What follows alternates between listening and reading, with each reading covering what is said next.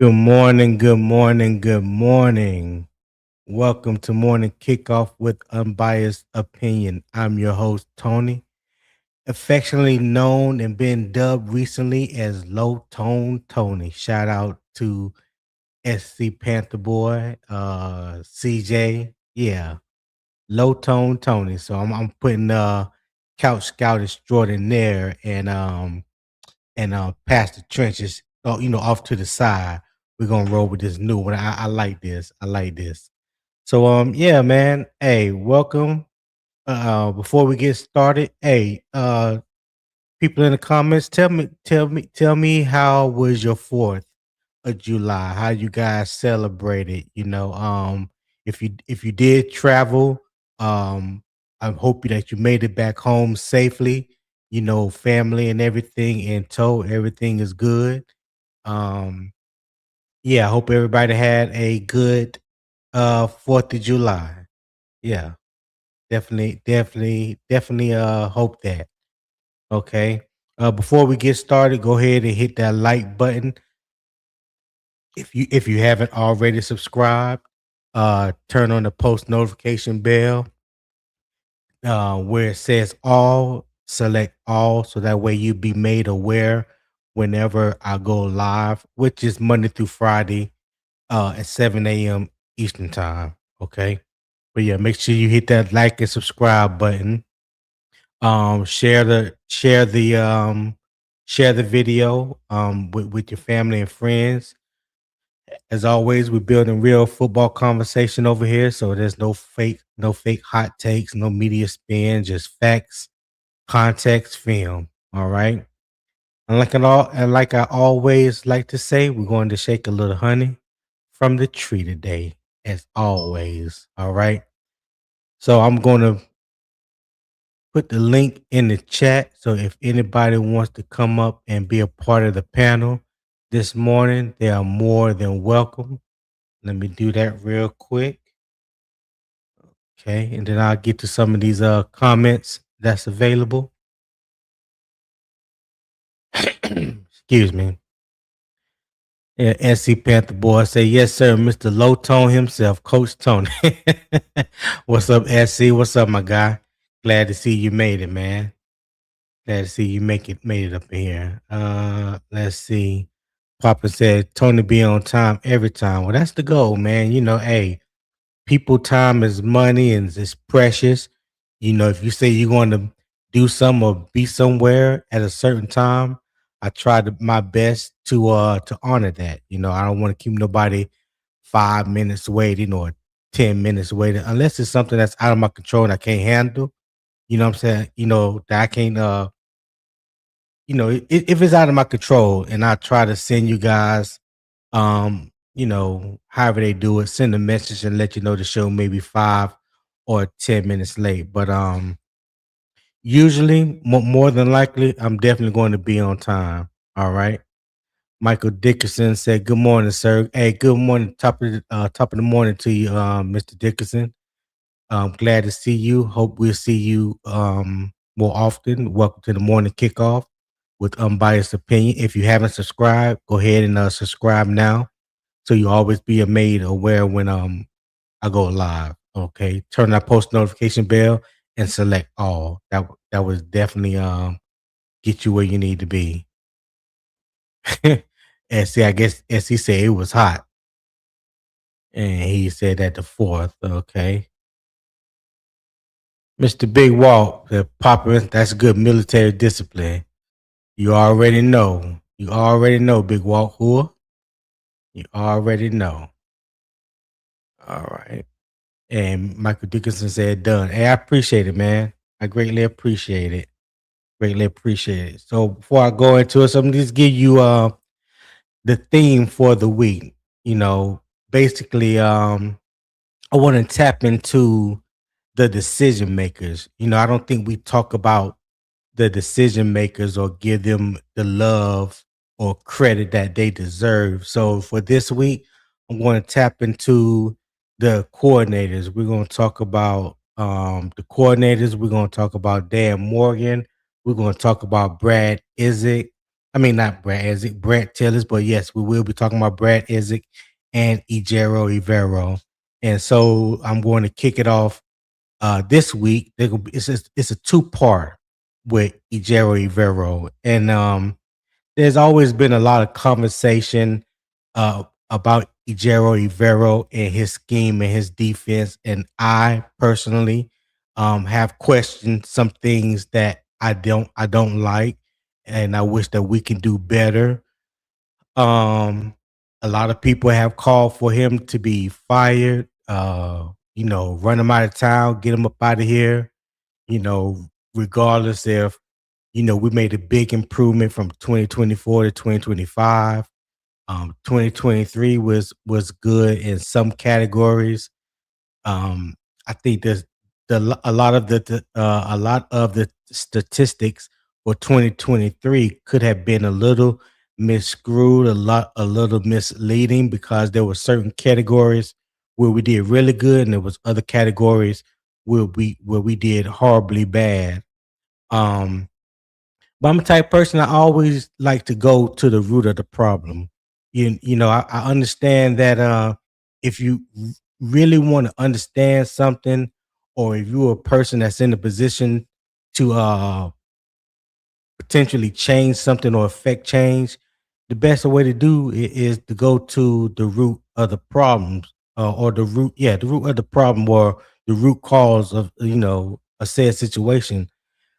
So I just looked back at it and I was like, well, Ivero first time defense coordinator was in 2022 with the Denver Broncos. And if anybody know about the Broncos in 2022, they was basically top 10 in a lot of statistical categories on the defensive side of the ball.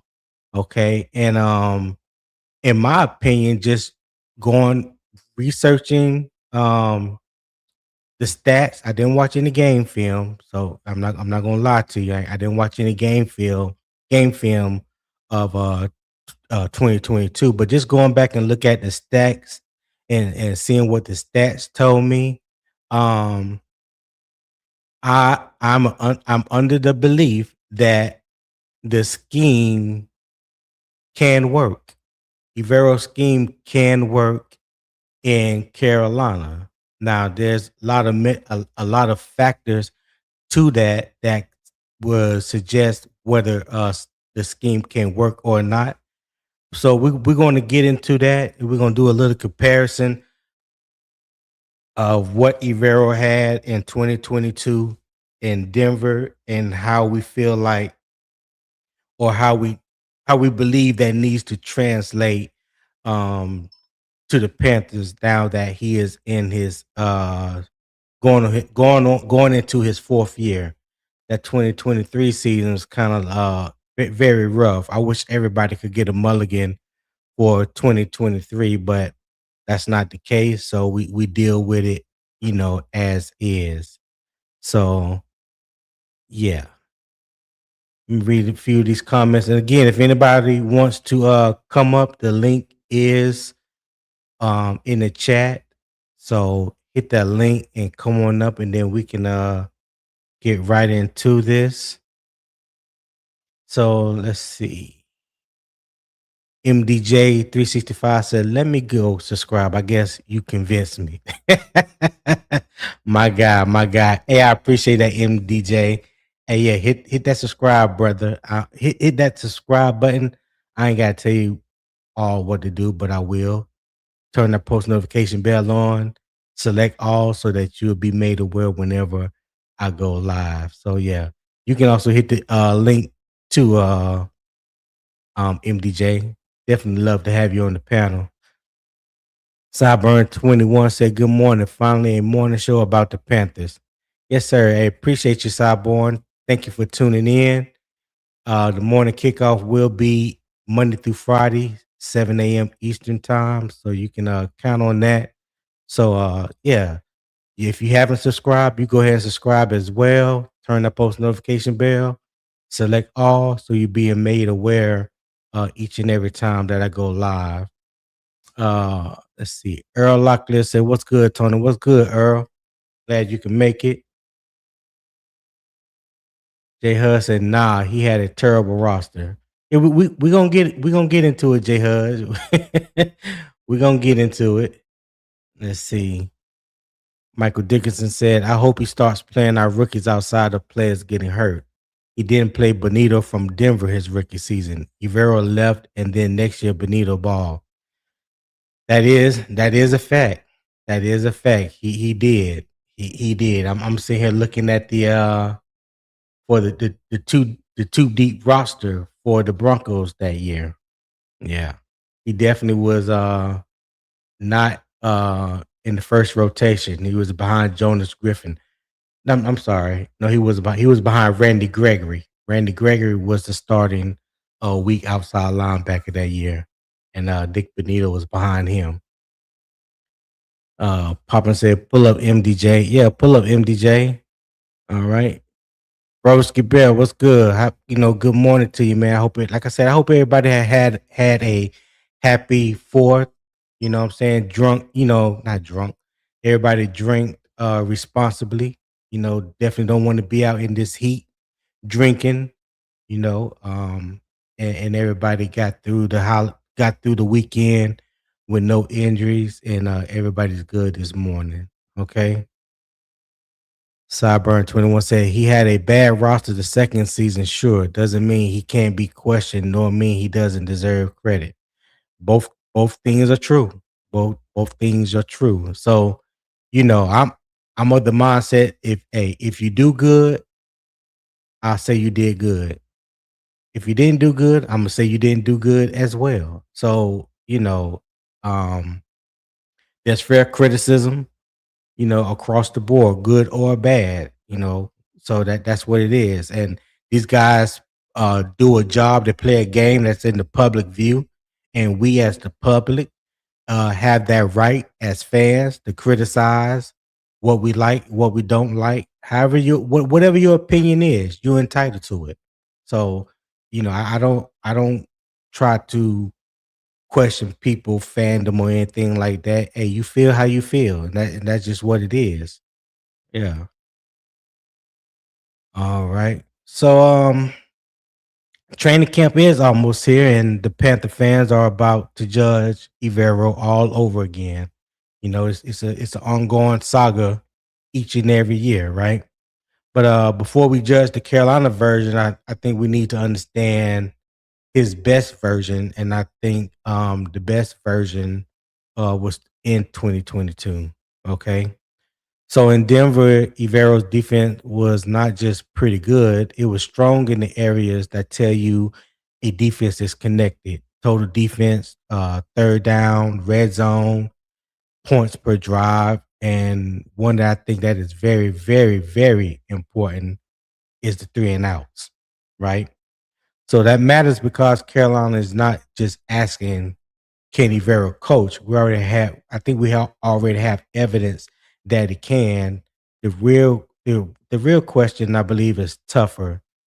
Can his defensive structure still work if the personnel is not as strong as it was in Denver? All right. So I think I don't want people to get misconstrued when I talk about his defense, because I'm not talking about the Broncos as a whole. That unit was not good. I think they went 5-12 that year. Okay, I know Russell Wilson was the starting quarterback, and they had my boy Javante Williams out of University of North Carolina, go Tar Heels. He was the running back, and I think they had I know they had Cortland Sutton. I think KJ Hamler was the other wide receiver, and Jerry Judy. Yeah. So they had a pretty good offensive line, but for whatever reason, I can't remember who exactly was the head coach, but they went 5-12 to say the least. But it wasn't because of the defense.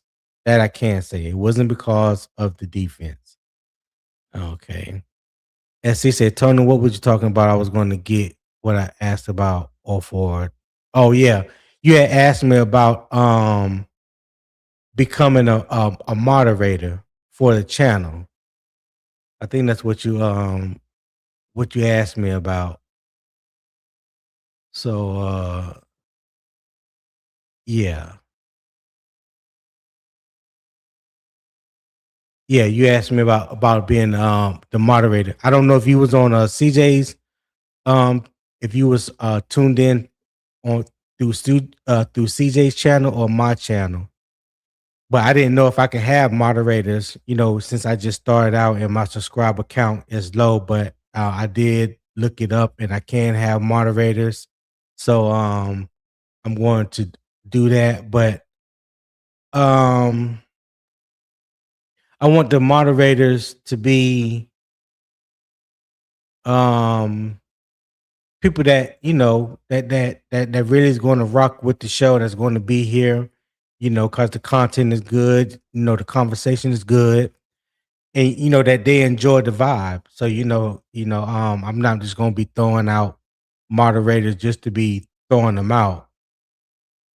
So yeah, if you're interested in becoming a moderator, let me know. I don't even feel right. I don't even know if I should even charge people to be a moderator. That sounds kind of crazy to me, but I know people do it. So hey, I don't know. I still don't know about that. I don't know how I feel about that. You know. So let's see. Michael Dickinson said, "I think Evero is a good coach. Let's be honest. Sometimes tendencies can be a crutch. That is fact. That is facts." SC Panther said, "I think I said memberships first too." Yeah, I don't know. I didn't ask about the membership here on my channel, Unbiased Opinion Sports Talk. I know you could be a member. Excuse me. I know you could be a member on a CJ channel. I don't know how that works.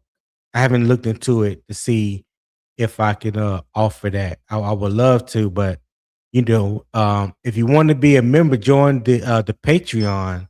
My Patreon is where a lot more of the in-depth film breakdown discussions and things like that will take place. Um, I'm gonna drop the link into into the chat. Let's see here.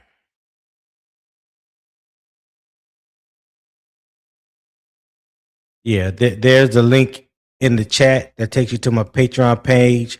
There's tier levels. There's the fan zone, which I think right now is $4 a month. There's the film access. That's the one I think. If you want to get in, to be able to see the film reviews, um, when we talk technique, scheme, we're going to do player analysis, player evaluations, look at draft prospects. Like I said, I have access to not only NFL Plus, which I know probably anybody can get that, but also have access to college film that I know everybody don't have access to. So it's no highlights, none of that. These are actual game films. So whoever your favorite team is or your favorite player is, I'm about 98% sure I have said player or said team. So, when it comes times for that, we're gonna break down those players. We're gonna look at them, especially the college players, see if they are fit here in Carolina, since that's who we root for. So that's definitely going to be available. So yeah, check out the Patreon page and you guys tell me what you think. If you like what you see. I update it every day, Monday through Friday, through the fan zone, film access, and debate VIP. Um, so I drop little stuff in there each and every day. So it's not like there's no information there. So I appreciate it if you guys would check that out. Eternal says charge for moderators. It's not. What you mean, Eternal? Charge for moderators is not. SC said, I'm deaf here for the content first, sir. Appreciate you, SC. Appreciate you. I know you are. Eternal said, make people prove it. Okay. That's a good idea. King James 864 said, hey, good morning, everyone, and good afternoon, Tony. Keep pounding. Hey, King James, keep pounding. I appreciate the love. I know I think you already subscribed, but if you're not, hey, subscribe, hit that post notification bell and select all so that you made aware whenever I go live. All right. Candy Girl 803. I always want to know what the hand is. That hello? I think that's hello. So hello, Candy Girl. I appreciate you for chiming in. I always wonder, like, when you come in, like, how long do you actually stay and listen to the morning kickoff? Is it 15 minutes, 30 minutes? The whole show? I'm just curious. And Broski Bear said, just my 2 cents, moderators are working for you. If anything, you should pay them. don't don't be like that other guy and try and charge people to be moderators. Hey. So yeah, they not really working for me. I'm really like working for you guys, providing content for you guys, especially to help jump start your morning, bringing good vibes, good energy, good conversation, and good debates. But yeah, it would never be. I would never pay somebody. So yeah, um, yeah, if anything, I just won't charge at all. For me paying somebody, broski, yeah, that's out of the question. King James said, "Yeah, I'm a subscriber." Oh, I appreciate it, King James. Will Robinson tip drill Will. He said, "I'm looking forward to EJ conversation." All right, Will. Hey, I put the link. The link is in the chat. You can hit the link and come on and be on the come on and join the panel, man. We can definitely have that conversation. Eternal said he should pay moderators. That's the facts. Facts, Eternal. He gonna pay us to watch him. Yeah. I already know Eternal, but hey, everybody, like I said, everybody has their opinion. Hey, I will share it all, comment on it all. That don't mean I'm going for it or I'm going to take their suggestion per se. So yeah, that's cool. All right. All right. So yes, anybody come on and hit the link, man, so we can go ahead and get this started. You guys let me know what y'all did this weekend, man. Who hit the grill this weekend? Who put something on the grill? And what did y'all cook? How many barbecue pit masters do we have in the chat? Who can really get down for their crown when it comes to that grilling? You know what I'm saying? I'll be curious to know. I know CJ. I know my cousin. He gets down for his crime. Yeah, I done seen that work. I done seen that work firsthand. So ain't no question what he could do on that grill. The boy got about 14 grills in the backyard. You hear me? So I know what he can do on that grill. What can you do on that grill? Are you making your own barbecue sauce? You know what I'm saying? Or you buying the hunts out the grocery store? Yeah. What you doing? What's your binder if you're putting ribs on the grill? You using mustard? You know what I'm saying? Like what you seasoning it with? Talk to me. Somebody tell me something good. Black Sox said, "What's up?" All right, what's up, Black Sox? Appreciate you for tuning in. Hit that like and subscribe button. I greatly appreciate it. Okay. Turns out I don't celebrate European holidays that they took, but the day prior I grilled bison steak and lamb. Oh man, that now I love lamb. I've had lamb meat. I've even had elk. I've never had bison. Well, what that taste like? I know that has to be not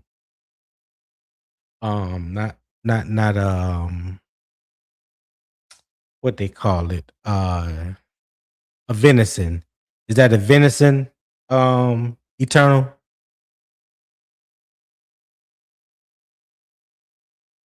bison? I never had bison. I'm willing to try it if somebody know how to cook it. I know that. I will try. I tried once. That's for sure. That's for sure. All right.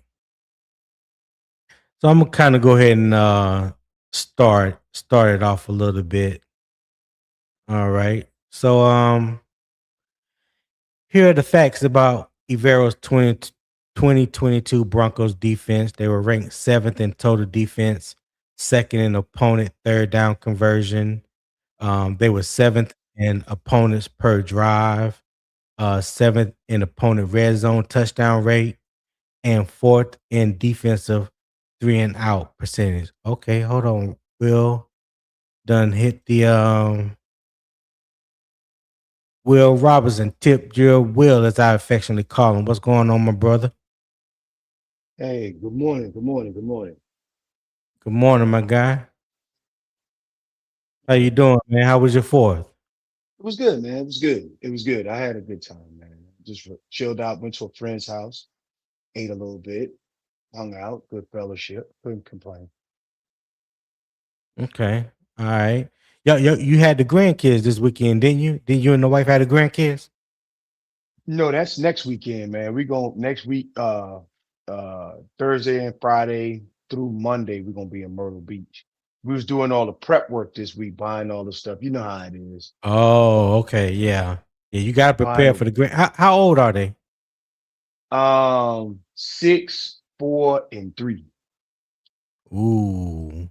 Yeah. Yeah, yeah. Yeah. I Pray listen, I for me. thought they was gonna be like a little older, like 10, maybe 12, something like that. Yeah. Yeah, I say a little prayer for you, dog. Don't worry.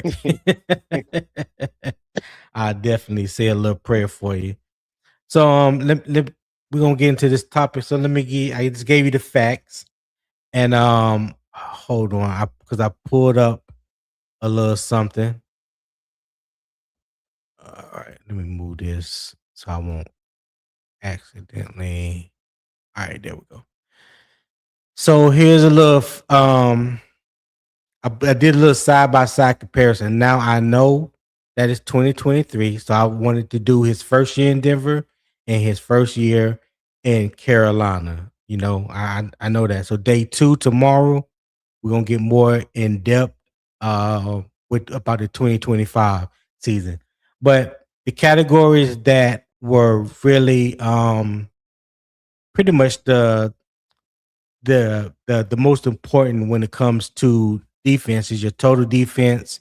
You want to know about the run defense, the pass defense, and the third down defense, right? So in 2022 with the Broncos, they were seventh in total defense at 320 yards. Carolina was fourth at 293. We pretty much say 294 yards per game.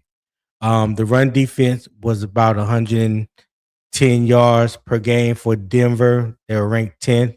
We were at 122 yards per game, which was 23rd.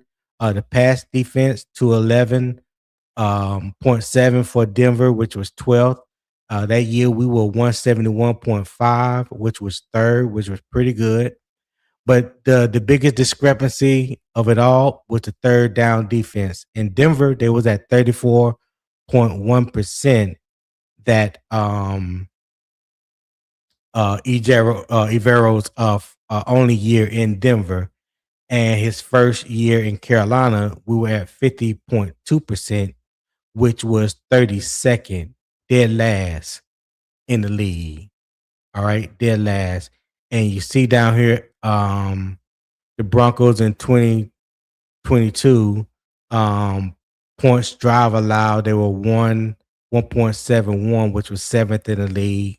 The red zone TD rate allowed was 51.1%, which was seventh in the league, and a three and out was 37.9, which was fourth in the league. And that is a great place to be defensively, because that's saying that you're getting teams off the field. You know what I'm saying? At a high rate. 2023, the Panthers TD passes allowed was 13. Well, we allowed 13, so that was fourth in the league. Yards attempt allowed was 6.4, which was sixth in the league. And we had a franchise record when it came to pass defense. And earlier I mentioned that that was probably a little misconstrued as far as the total defense for Carolina that year, because everybody likes to talk about, well, we were fourth in the league in total defense, but it don't never tell the whole story because it doesn't even really tell you how bad. Well, right here it kind of tells you we were bad run defense and we were horrible third down defense. So we could never get off the field. Um, if I'm not mistaken, 2023 was the year when we were like set the all time record for rushing against the Panthers. Am I right on that, Will? Yes. Okay, yeah. So there was some in my opinion, I think there was a reason why teams didn't pass like that against us because they pretty much ran at will whenever they wanted to against Right. us. So that's why I say it's kind of like misleading when you look at the total defense because that was like the only thing that we really ranked in the top 5 or top 10 when it came to pass defense and TD passes allowed. Yeah. But Yeah. y'all's attempt allowed Why too put the was ball? intercepted. Why put the ball in harm if you could just run the ball? Right. Right. That was my that was especially talking about 2023, that was definitely my biggest thing. And just hearing people saying, well, we ranked fourth in the league, we this and that. I'm like, yeah, but you ain't got to put, like you said, well, you ain't got to put the ball in harm's way when teams are going up and down the field on you. And that year, of course, we know how many times Bryce got sacked, the interceptions, the fumble, a lot of times that the opposing offense got the ball back in pretty good field position. It's not like they had to go 80 yards against us a lot of times to score points. The turnovers and interceptions and things of that nature, and not being able to move the ball and flip field position. You know, always put opposing offenses in a good position to where all they had to do was just run the ball on us, and we couldn't stop a nosebleed when it comes to that point. Um, so the question well, so let me put it in context. I'm sorry.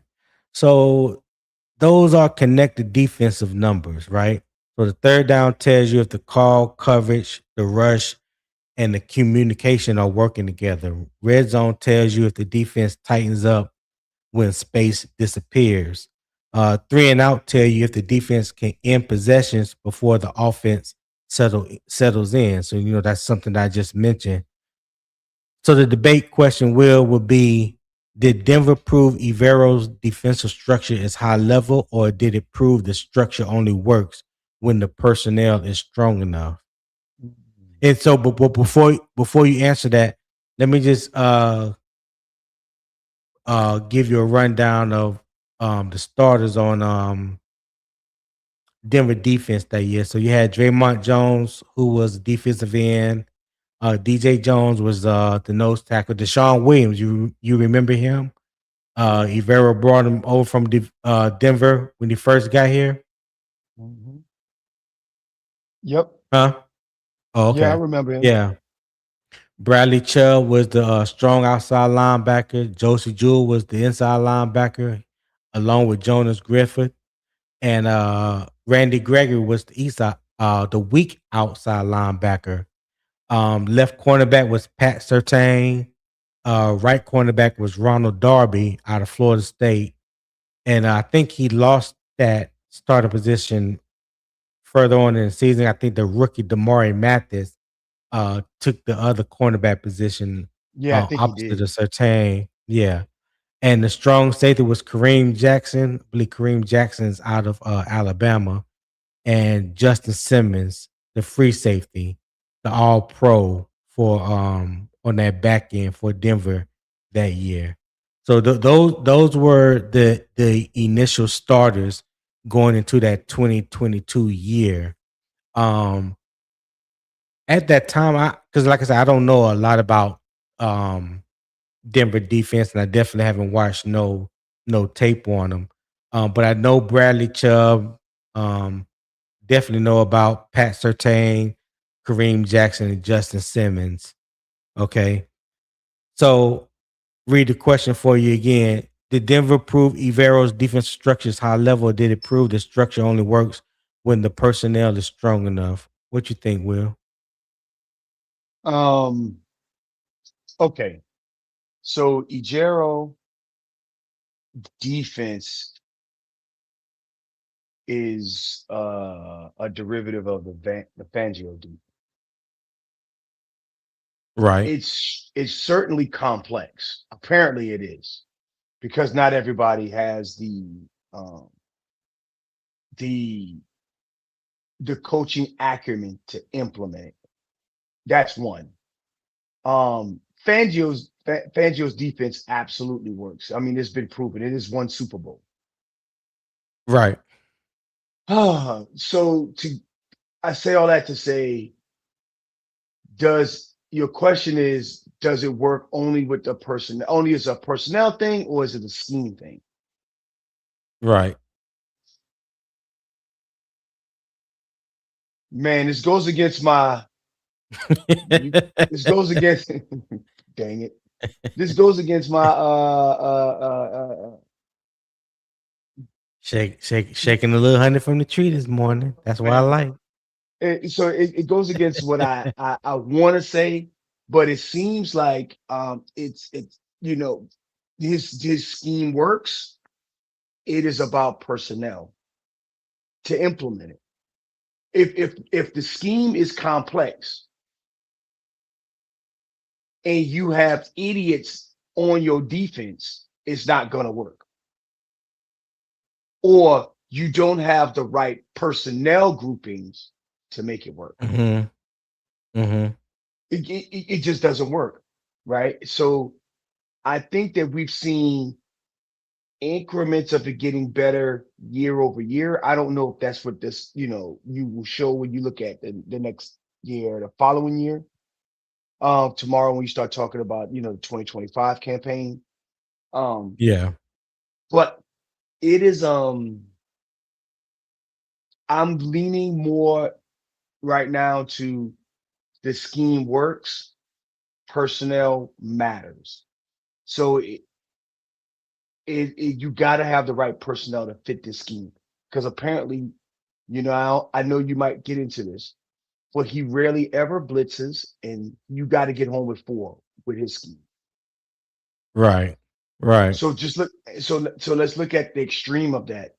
Phillies defense, they can get home with three if you let them. The way that front That's a four is fact. set up, right? So Right. is that what they're looking for in Carolina? Is to be able to get home with four so that he can move things around, play more of he could have like a banjo. Um, Trayvon Morey could be more of a joker. I don't know what that all looks like, right? Because we haven't had the personnel, but I think we've gotten a lot closer to the personnel that is required. Last thing I would say about that is apparently, apparently the front office believes that his scheme works because they renewed his contract without even telling the media. How you know what? I don't mean to cut you off, but how you feel about that? How do you feel about that? Like that's like we didn't hear about that until the end of the year, and I think Because somebody Vashti go asked. ahead. Yeah. Vashti asked. Yeah, yeah. How you feel about that? What makes you think they kept that private? Because they didn't want to hear our mouth. They were coming off of the worst off defensive production in dang near in NFL history. Run defense. Yeah, In and NFL and they history. knew everybody was gonna call for Evero head. We was calling no no no. We was calling for his head. Right, right. And the only That's what I thing meant. and only thing we said is damn, they didn't fire him, you know? That's all we said. But if we would have known at the end of the season that they had renewed his contract, oh my God. Right. I think that March on Mint Street would been in full effect. What you Yeah, think? and then on top of that, bad press for Charlotte is something that would Hmm. happen. That would have been at least a B segment on ESPN. Carolina had one of the worst defenses in the NFL last season, and they renewed their coach. What do you think about that, Stephen A? Right? That would have been a Oh, thing. I can imagine. I That can would have been a thing. imagine. So that's why they didn't tell us. So they waited till after, wait a minute. So they waited till after the following season Yeah. to tell us Right. because his contract would have been up. His contract, because matter of fact, his contract would have been up. They was like, "Are y'all going to renew Evero?" That's how it came up. They was like, "His contract is up right now, so are y'all going to renew him?" And that's Yeah. what Dan Yeah. Morgan Yeah. was I like. remember that. And Dan Morgan was like, "We renewed that last year." We was like, "What?" Okay, Yeah. Yeah. That was. I didn't mean to deviate the conversation, but yeah. So I'm Oh sorry. no, no, no, no. You good? Because I asked you the question. Because I've always often wondered how did people really feel when they announced that when Vashti did ask that question, did they feel blindsided, or did they feel like Dan and them those guys did something like a disservice to the fan base, because it's unusual to see something like that happen, especially we coming off our worst statistical season in NFL history when it comes with total yards and points given up that year, and then come to find out, most Yeah, teams will typically have gotten rid of the defense coordinator. No, we did one better. We said, you know what, hold my beer. We just gonna go ahead and re up and wish for the best. that man deserve a pay raise. Yeah, yeah. So um, going back to Denver, when you look at these numbers, um, and I think that they are important numbers. Um, do you feel like the scheme and the talent elevated each other? And there's Yeah, another. Go ahead. There's another chart I'm gonna pull up. But go ahead. well, I think so. Because let's let's just pick Mike Jack for example. Right. You know what I'm saying? Can Mike Jack do that in any scheme? I don't know. I mean, but Mike Right. Jack apparently thrives in our scheme. Right. It Right. will in the Gerald scheme. So does that work? Because you remember Josh Norman thrived in that 2015 scheme, right? But that doesn't. But when he went to Washington, he wasn't as effective. He wasn't a number one in Washington. Right. Right. So it was a scheme fit versus an absolute talent, raw talent. Like JC, I think JC can probably cover a wide receiver if he was in Mars, right? JC's just that good, right? Right. But yeah. So I'm sorry. Go ahead. So I put up another chart because I didn't know which one I wanted to lead with, but this one's a little bit more detail. Um, when you look at the top seven categories of in 2022, Evero's Broncos defense was top 10 in five of the seven categories. The rush defense was 28th at 149 yards a game, and their pass defense was 200, which was 12th. And vice versa for the Panthers, we were third in pass defense at 171.5 and 122.4 in rush defense. But we were kind of like middle of the pack in a lot of categories except total defense and pass defense. But even when you look at the 3 and out rate, they were fourth in the league at 24.7%, and we were 14th in the league and at 20.8. Now, some people may feel like that's not a big of a difference, but when you're talking about percentages, it's like it's less than 4%, but it's a 10 uh place gap between fourth and 14th. And I think when you're trying to be successful, when you're trying to uh create a consistency within your defense, that 3 and out is definitely a number that you want to improve upon, that you want to be good at. Because that means a lot. Like I said earlier, that means that you're really getting teams off the field more times than not. Your percentage rate is pretty good. So Denver being at 24, let's just say 25%. Let's just round it up. But at 25%, that means they getting teams off the field a quarter of the time. So they were fourth in the league at that.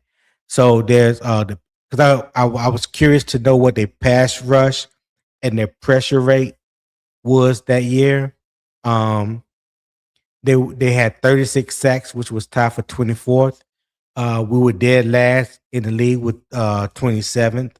Um, the pressure rate was 18.5. So it was 27th in the league. Carolina had a pressure rate of 29.3. I couldn't find the exact where they ranked at. So the blitz rate 34.5, which was seventh in the league.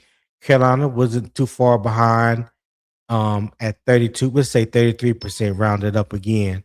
And I think that's also a criticism that Evero gets as well, is that we don't blitz enough. And I know I have been critical about that. Some of the things look basic when it comes to his blitz scheme. Like there's not a lot of creativity, like just a simple tackle, a TE stunt, a tackle and a defensive end stunt. Like you don't really see that a whole lot. You saw it in the game against the Rams where we secured the victory against the Rams on that last play. If anybody go back and watch that play, it was a TE stunt to the left, and Derek Brown did a wraparound. I forgot who was the defensive end on that side, but he collapsed the right side of the ball, and Derek Brown came around like an end around, and he cut right off the outside shoulder of the tackle and got the strip sack on Matthew Stafford that was recovered by DJ Wanham. And of course, the history from there. And that was just with a 4-man rush. And I just believe that if you consistently do things like that, because what you're doing, you're putting the offensive line in conflict. You know what I'm saying? Whether it be the guard or the tackle or the center, like you got to create conflict up front. You can't just say, "Oh, I don't believe you should just say rush the passer and just engage the tackle or the guard and hold the point of attack and see what happens." Like, no, go create some real pressure. You can do that with 4 men. We've seen them do that, but they don't do it enough, in my honest opinion. And that's what I hope Evero has uptick and created stunts and twists and things like that. So there's not a lot of what's the word I'm looking for? Um there's not a lot of not gimmick's not the word I'm looking for. Um his blitz package, I'll say this leaves a lot to be desired. I'll say that. Definitely leaves a lot to be desired. It does. I do have a takeaway here. It says Carolina created pressure better than Denver, but Denver finished drives better and got off the field more consistently. So when you look at these stats right here, these added stats, and take that into the equation of between the Broncos in 2022 and Ejero's first year in Carolina, what does it tell you? What does it say to you, Will? It puts it in context. Um, Right. I did not think that his blitz rate was 30, almost You 30, didn't think what? almost three. I did not think that Ejiro Evero 2023 blitz rate was 1/3. I didn't think that at all. So that puts things into context. But so if we so does this lead to the fact that um the takeaway is that Denver finished drives better? And so if you put him in the same position, however, execution was Right. poor, that goes back to personnel. Mm. That Mm. goes Yeah. back to personnel. So Yeah. if he's doing everything the same, um, he had somewhat a little better success in Denver and a little less success in Carolina, but all the numbers look pretty much the same as in the ingredients. But obviously, Denver finished drives better. Then that leads me to execution, and then when it comes leading to execution, that's the players on the field. Right. Do you mind doing this for me? If you go What's up that? to Michael Dickerson's comment, I think that that's a good one to point out. Which one? I think David. I I think know I'm Tepper learned. behind. Oh, there. I see it. I see it. Yeah. He said, I So think Tepper learned and Dan knows it's hard to build something if we keep firing and hiring coaches. I believe that's why Evero is still here. Continuity matters. Facts. and I Go ahead, and Will. I think he's right. And I think I just wanted to point that out. Um. So man, because I came in here with my goddamn pitchfork for Ejiro Evero. Came in here with my Hey, goddamn pitchfork. Huh? hey, hey, that's what I'm here for, man. I'm just trying to provide context, have people have an open mind, see it from a broader view, and if it reshapes your thinking or your stance, when it comes to said player or said coaches, then I think I've done my job. Right. So um, I mean, but the jury's still out because you're just showing 2022 versus 2023. So, Right, but right, but right. but taking this into context, um, it seemed like to me there was a talent deficit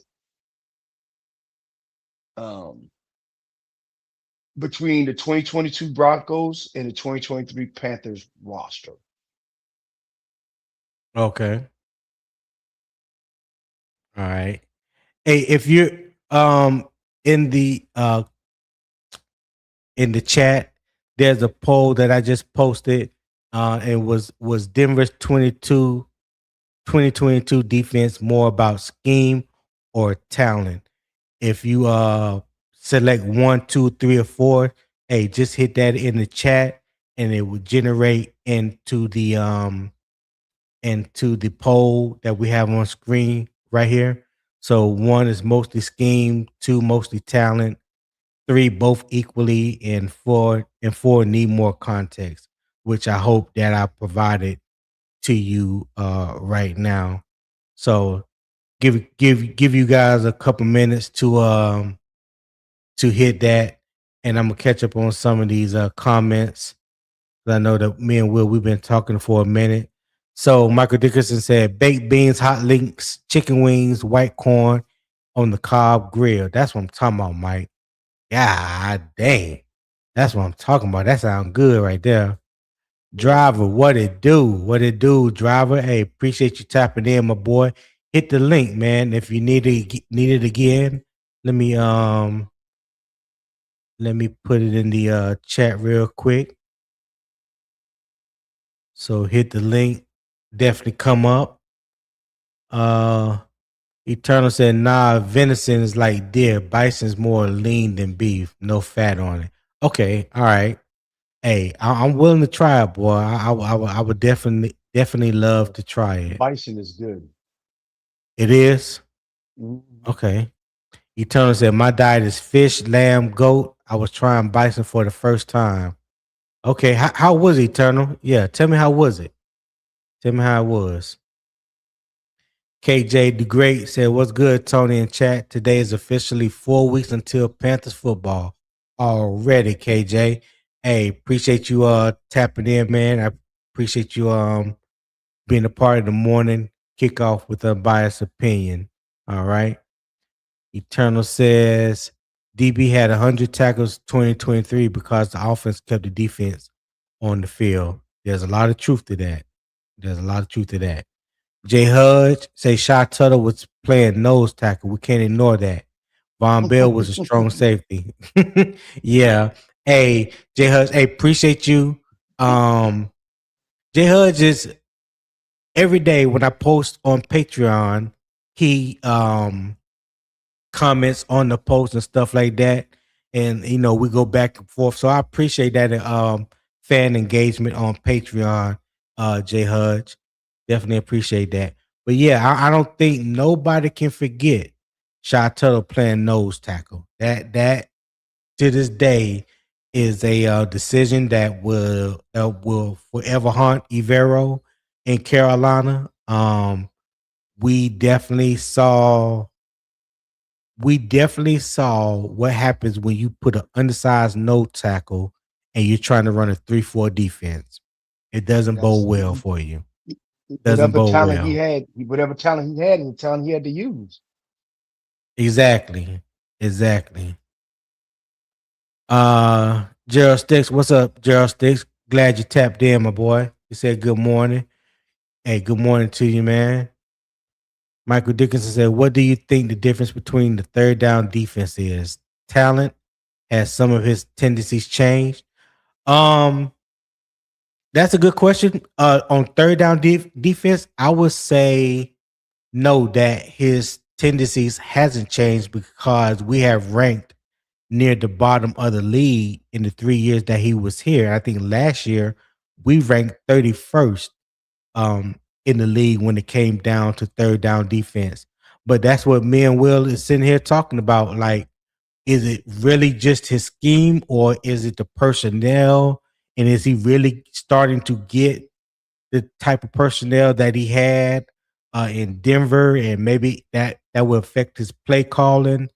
Maybe he can get more exotic when it comes to his blitzes and things that like that. Maybe we could play a little bit more man um, on third and long.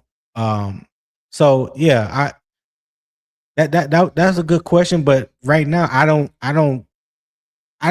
think his tendencies have changed. What do you think, Will? I don't. It based off what I'm looking at, doesn't look like his tendencies changed. Right. But I mean, you can't. I mean, somebody mentioned Shy Tuttle and Von Bell. I mean, I mean, Shout it out brings up Von Bell, man. it brings up past trauma, man. It brings up past trauma. Hey, I thought Von Bell was gonna be the same Von Bell that we saw in Cincinnati with him and Bates were the two safeties in Cincinnati. And that was a hell of a combo. Von Bell came to Hmm. Carolina and Jesse Bates went to Atlanta. So Hmm. Eternal said facts. Well, I agree. You can't have bums in the scheme because Vic Fangio don't have a Trevor Wallace, Roseboom, or Nick Scott on his roster. Hey, Yeah. I'm with you when you're right. I'm with Hey, you when you're hey, right. I'm with you when you're right, man. I ain't gonna be. Ain't can't lie there. Michael Dickinson said, and Will, that's exactly why Nick Scott is starting Evero trust him with the scheme being so complex. Would you say that, Will? He's right. I mean, apparently, because you remember everybody, oh man, he plays terribly, da da da da da. But that free safety back there is the one who sets that back end, communicates where things need to be. The cornerbacks are playing their zones, and they do that zone match and they do all that stuff. And that free safety is seeing the whole field and giving them pointers on where Right. they need to be and what they need to do. You you may Hmm. not be the most, you could be, think about it, you could be the most talented, but not have the most football IQ in order to make the decisions or watch film or do all of those things. All of that stuff matters. So as much as we like to show that video, a Knicks guy trying to jump way up in the air when he know he wasn't going to get that ball, we Right. know, but for whatever reason, Evero trusts him. So to hit Yeah. to 252 point, absolutely. Okay. Broski Bear said you can coach players up to a point, but you need talent to be successful. It's the NFL. That's facts. Broski also said the Panthers defense improved last season, going from bottom in the league to 15th. The offense hasn't improved in 3 years. They're still bottom tier. That's also facts. That is also facts. Well, what you think about that, Will? How you feel about that? Yeah.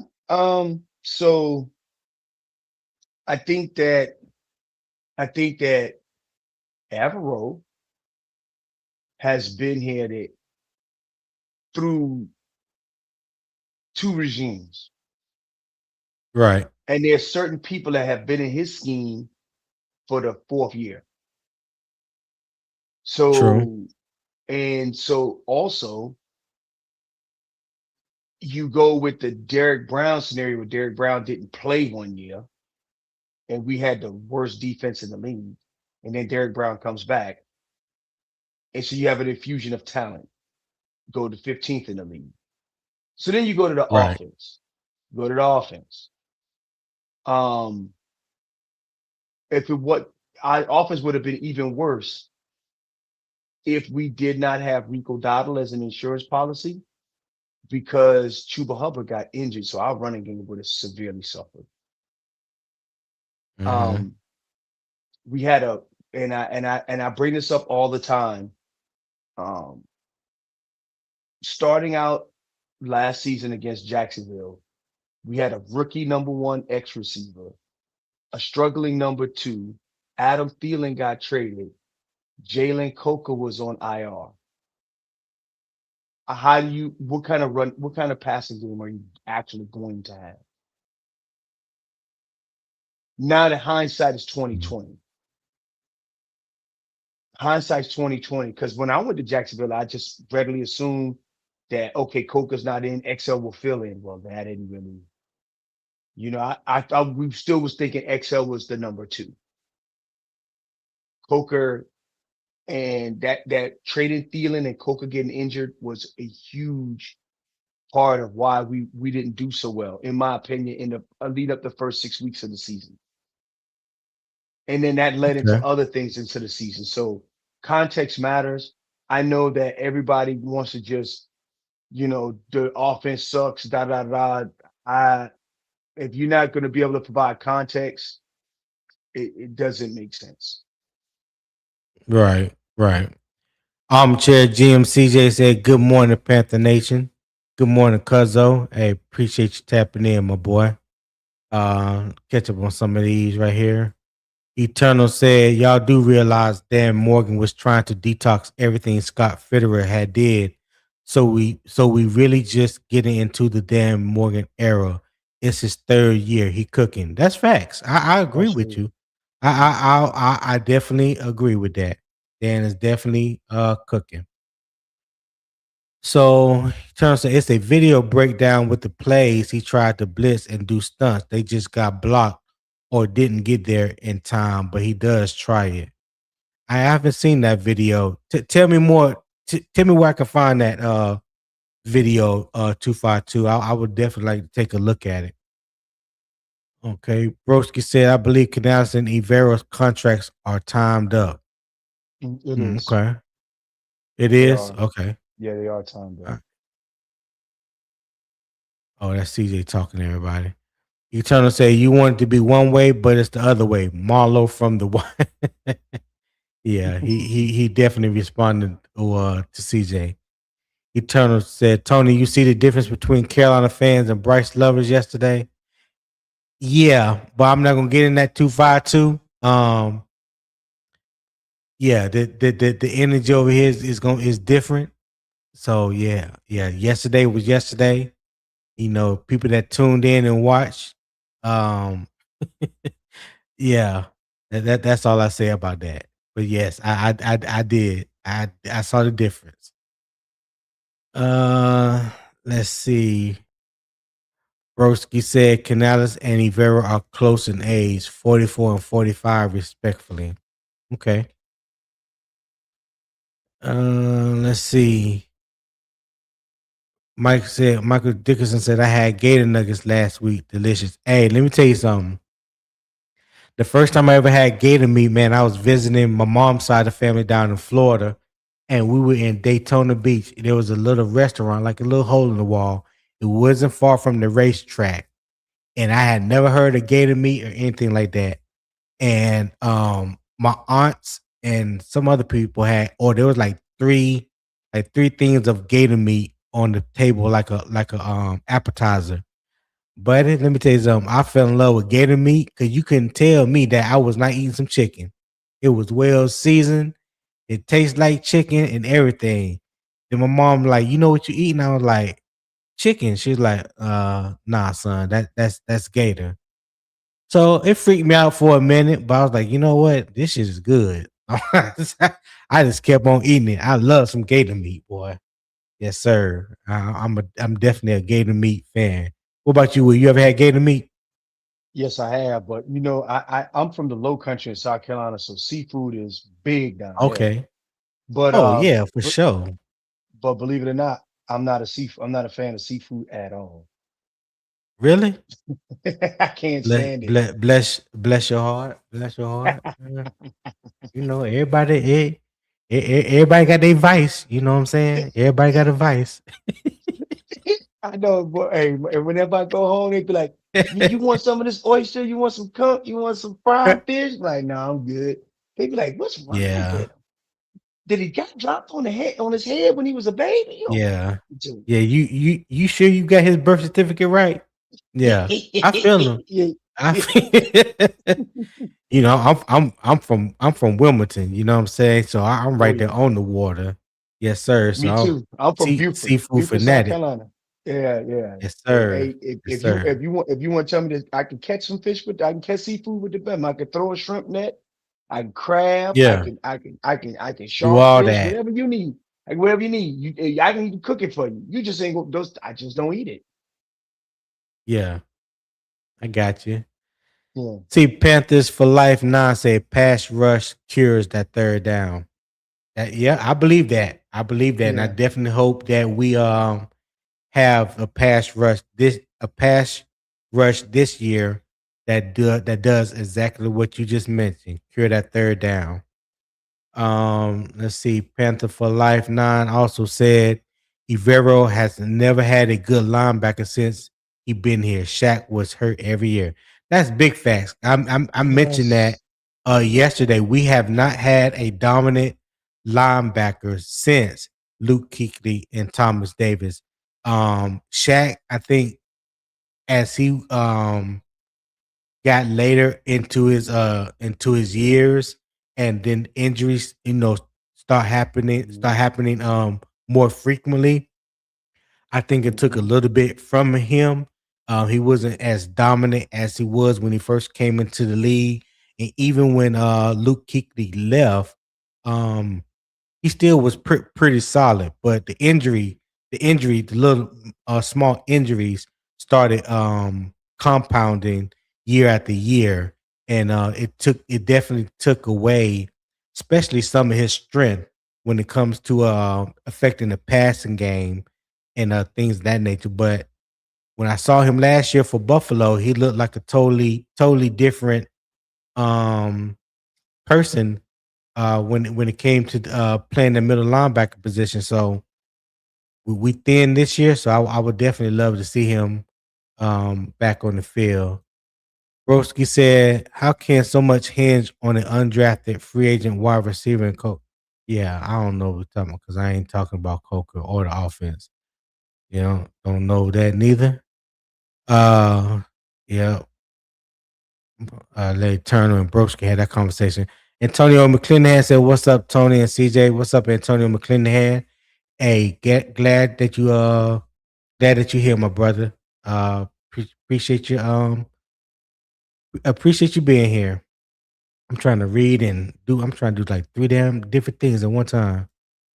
Antonio said, "Like, subscribe, comment, and share the stream." Facts. Eternal said, "Red Snapper and Branzino, my go-to." I don't know what Branzino is. Never had it. So, well, you know what it is, Will? What is it again? Branzino. No, I've never had Eternal. that before. Okay, Eternal said Red Snapper and Branzino, my go-to. Yeah, I I never gotta look had that that. up. I never had that. And Michael Dickinson said tastes very similar. Okay, Mhm. all right. Okay. I'm gonna remove this poll right here. Stop the poll. So 86% said mostly talent. All right, Wow. 86% said mostly talent, and both equally at 14%. Okay, all right, cool. So I'm gonna remove that. Come back here, do that right there. And before we get into topic number two, hey, if you're liking the content so far, if you're enjoying the conversation, the debate, the vibe, hey, do me a favor. I dropped the link. It's pinned in the chat.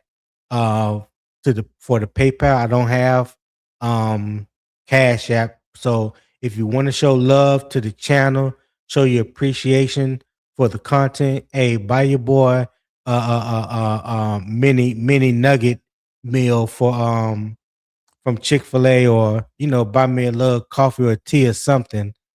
Show your support for the channel. I greatly appreciate it. And I'm also do this right here. I'm gonna also put the QR on the screen. So if you have your phone, you can scan that QR code right there at the top right, and send a little love offering to the family. Definitely appreciate that. And let me get back here to the comments. Hey CJ, Say uh, eternal, CJ, huh? I'm going to go from my Wi-Fi. Tony I'm going to go from will. my. I'm sorry. God dang it, Tony. My bad. Tony. I'm gonna go from my Wi-Fi to my 5G, so I might go out and come back in. But just in case you know I'm coming Okay. right back. All right. I'm just letting you know. All right. All right. Cool. All right. Eternal said Branzino is a fish from Greece. My diet is Mediterranean. Okay. Cool. Cool. I'm gonna have to find out about that. I don't know if the fish market here has Branzino. Um, I'm gonna ask about that. T Cole said, "Tony, my boy, panel chat. What's happening? Hey, T Cole, hey, hit the panel, man. Come up here and holler at your boy, man. Let me drop the link in the chat again in case you can't see it. Uh, yeah, we'll do that right there. Hey, there's 45 people watching right now. If you're on YouTube, hey, hit that like button, subscribe, turn that post notification bell, select all, so that you're made aware whenever I go live, which is Monday through Friday, 7 a.m. Eastern time. Um, Show love to the channel. The PayPal link is pinned in the chat, and there's also a QR code at the top right that you can scan and show your love that way. Like I said, I'm here, every day trying to bring a good vibe, great conversation, debate, great energy, help you start your morning off the right way, as I see it. Just trying to help everybody start their morning off, with good energy, good vibes. SC said, get them likes up, people, please. Put them smash to the like buttons for old low tone. That's what I'm talking about, SC. Yeah, I don't know how many likes are on the channel right now, but I would love to see that like count go up. Michael Dickerson said, Tony, hypothetically, would you trade Leggett for Peyton Wilson, linebacker from the Steelers? Absolutely. Hell to the yes, all No, caps. we won't. I wish I could. Yeah. Leggett is family. Will. He asked Tony. He asked Tony. And Mike, since you asked me, I say hell to the yeah. I would trade his ass quick, fast, in the hurry. Go ahead. Go ahead. We'll give Go up a ahead, Will. third round. We'll give up a third round pick, right? And Brazel, and we'll get Peyton Wilson. We're keeping the family together. Keeping the family together. Lost your rabbit ass mind.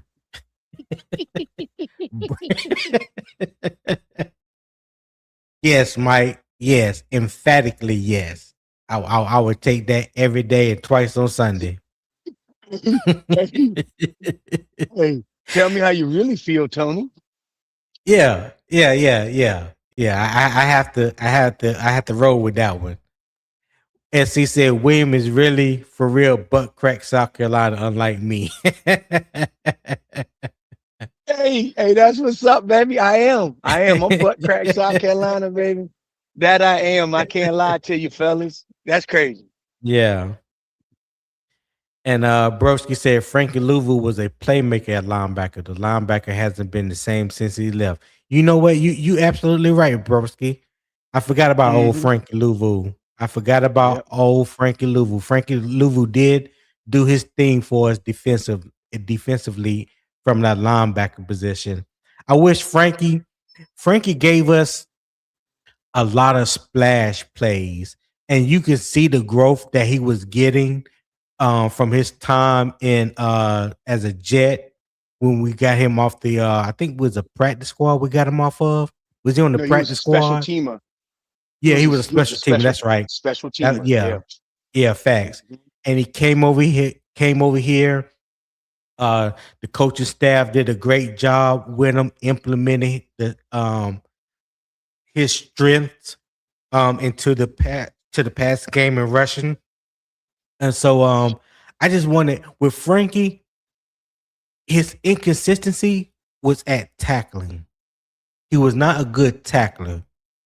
He was a hell of a blitzer. He would blow the offensive line up in a minute.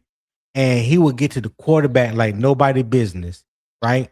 Mhm. And then he did develop a little better pass defense, getting some interceptions, things of that nature. But I just want to see more consistency when it came to tackling from him. What you think about old Frankie Louvu there, Will? Man, I miss Frankie, man. I miss Frankie. I think that uh Frankie would have fit in the scheme, but you remember that they said Frankie said that he left. The report is that Frankie left because he wanted to be in that in the scheme that they were implementing in Mm-hmm. Washington. He felt that he was going to be Yeah, a with better Dan fit there. Quinn. With Dan Quinn, he felt Yeah. that he was going to be a better fit there. So that's why he left. Um, but for as a Frankie Louvu, as a Panther, I think that he had quickly became a fan favorite, number one. And everybody kind of wanted him to stay. But you know what? It took us a few years, but I think we Yeah. got our guy. I think we got our inside linebacker of the future right now, sitting right already in Charlotte. So I'm not. Yes, I mean, sir.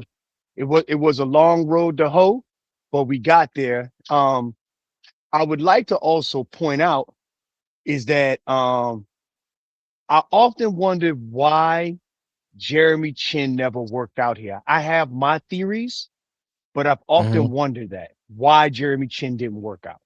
Yeah. What do you think?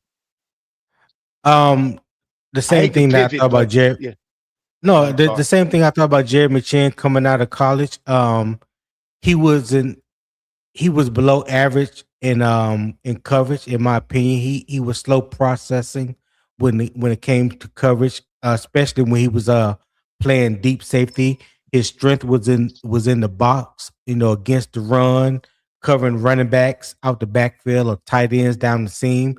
But if you line them up in the slot and ask him to play the slot receiver, they by him being a little stiff in the hips, um you know that was a losing battle from day one. He just wasn't that good or efficient enough in reading coverages and processing pass plays enough for me. But if you could just stick him in the box, if he would have just beefed up another 10 or 15 pounds, I think he would have been a hell of a linebacker. That's You what know I'm what I'm saying. saying? He In was my basically an yeah, in my on-ball opinion. linebacker. He's basically could Right. have been an on-ball linebacker. My question is, Yeah. I don't think that he wanted to do that. I think he wanted to play Joker slash safety, and Mhm. he kind of resisted whatever Evero and those guys was trying to force him to do, and so he didn't want to make the change, so he left. Yeah. That's what I'm So thinking SC said, happened. yeah, yeah, yeah. Somebody in the chat just now said he's on his fourth team. I'll get to that in a minute. But SC said we definitely need more linebacker depth. I think EJ trusts our linebackers the least. That's probably why he dropped back our cornerbacks to cover what they couldn't cross the middle. That could be true. Tico Mhm. said he'll pull up after his breakfast. All right, Tico. And ladies and gentlemen, here's my little sister. My aggravation above all aggravation. Uh, for 47 years of her life, she has gotten on my every last nerve. And she's the only one that knows how to push those buttons. My little sister, love of the life, Dr. Rashida McNeil.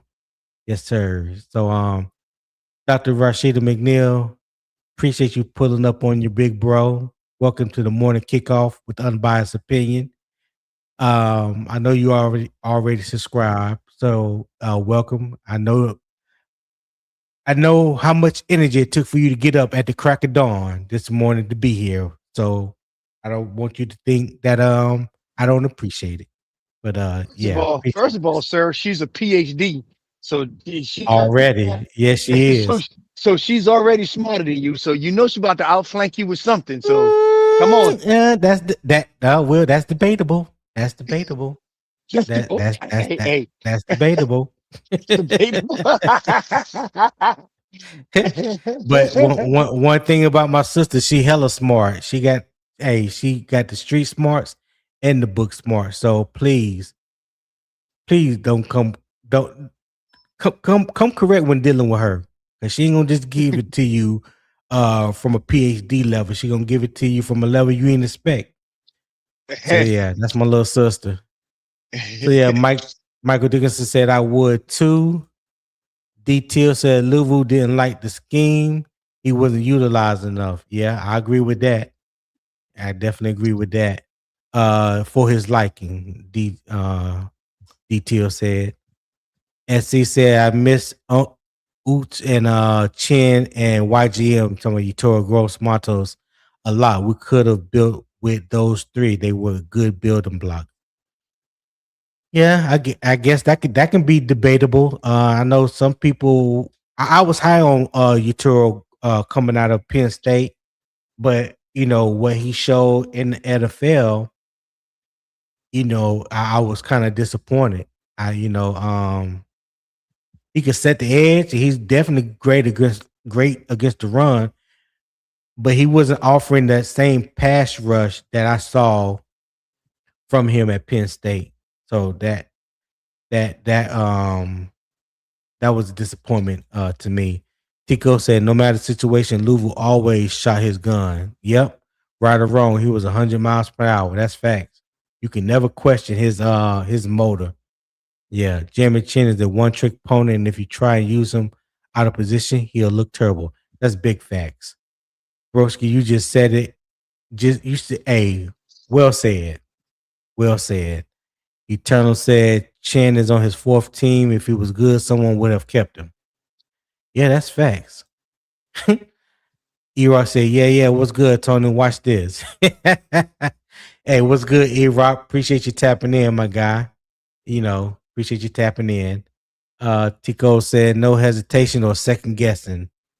Right. Mike said, I understood Evero has had a talent issue in Carolina, but are we sure he really knows how to utilize the talent he's given and get the best out of them? Just a question. That's what the topic is today, and basically we're going to talk about today and tomorrow. The talent that he has, that he's accumulating, is it different from the talent that he had the first year or two, and all that? But what? How does it compare to the 1 year that he was in Denver? And did he really have? Did he have the necessary talent and use the scheme fully in Denver? And do we have the talent here to put him in the position to fully utilize his playbook like he did in Denver? I think that'd be great questions going forward. So we'll kind of tap into it today and tomorrow. So I'm gonna catch up on these real quick, and we're gonna get on the topic too. Eternal said, "I'd rather have Lord. I'm glad everything played out. Now we just need to draft a linebacker first round next year to learn and take over in the future." Okay, Eternal. There you go. I like that. SC said, "Keep getting on his nerves, ma'am. It only makes old Tony better." Hey, she don't. Let me tell you something. She don't need no encouragement. I promise you, she don't need no encouragement. So Broski say YGM never developed at San Francisco either. No, he didn't. He did not. He said, I think we'll find out about Evero this season. The defense has talent, so no excuses for Evero this season. I believe it. I believe Yeah, I it. believe that too. I Man, believe that too. SC SC said, man, I wish Barno was more than just speed when we had him too. Yeah, that's a trigger for me, Barno. I thought we definitely was gonna get more out of Barno. Um, it just didn't pan out. Didn't pan out. Because to me, I thought he was gonna be like another Brian Burns 2.0. That's what I was calling him. And Broski says, really, it's put up or shut up time for this entire Panthers regime. Canales, Evero, Bryce, XL, everyone. Okay. I don't know about that one. I don't know about that. I So don't we're know gonna about go on to topic 2. Let me put that banner up. 'Cause I don't think I that. even put the first one up. But the second topic is the secondary gave the defense a ceiling. We're talking about in Denver. So let's talk about part of the blueprint fans cannot ignore, the back end of the defense. So here's the facts.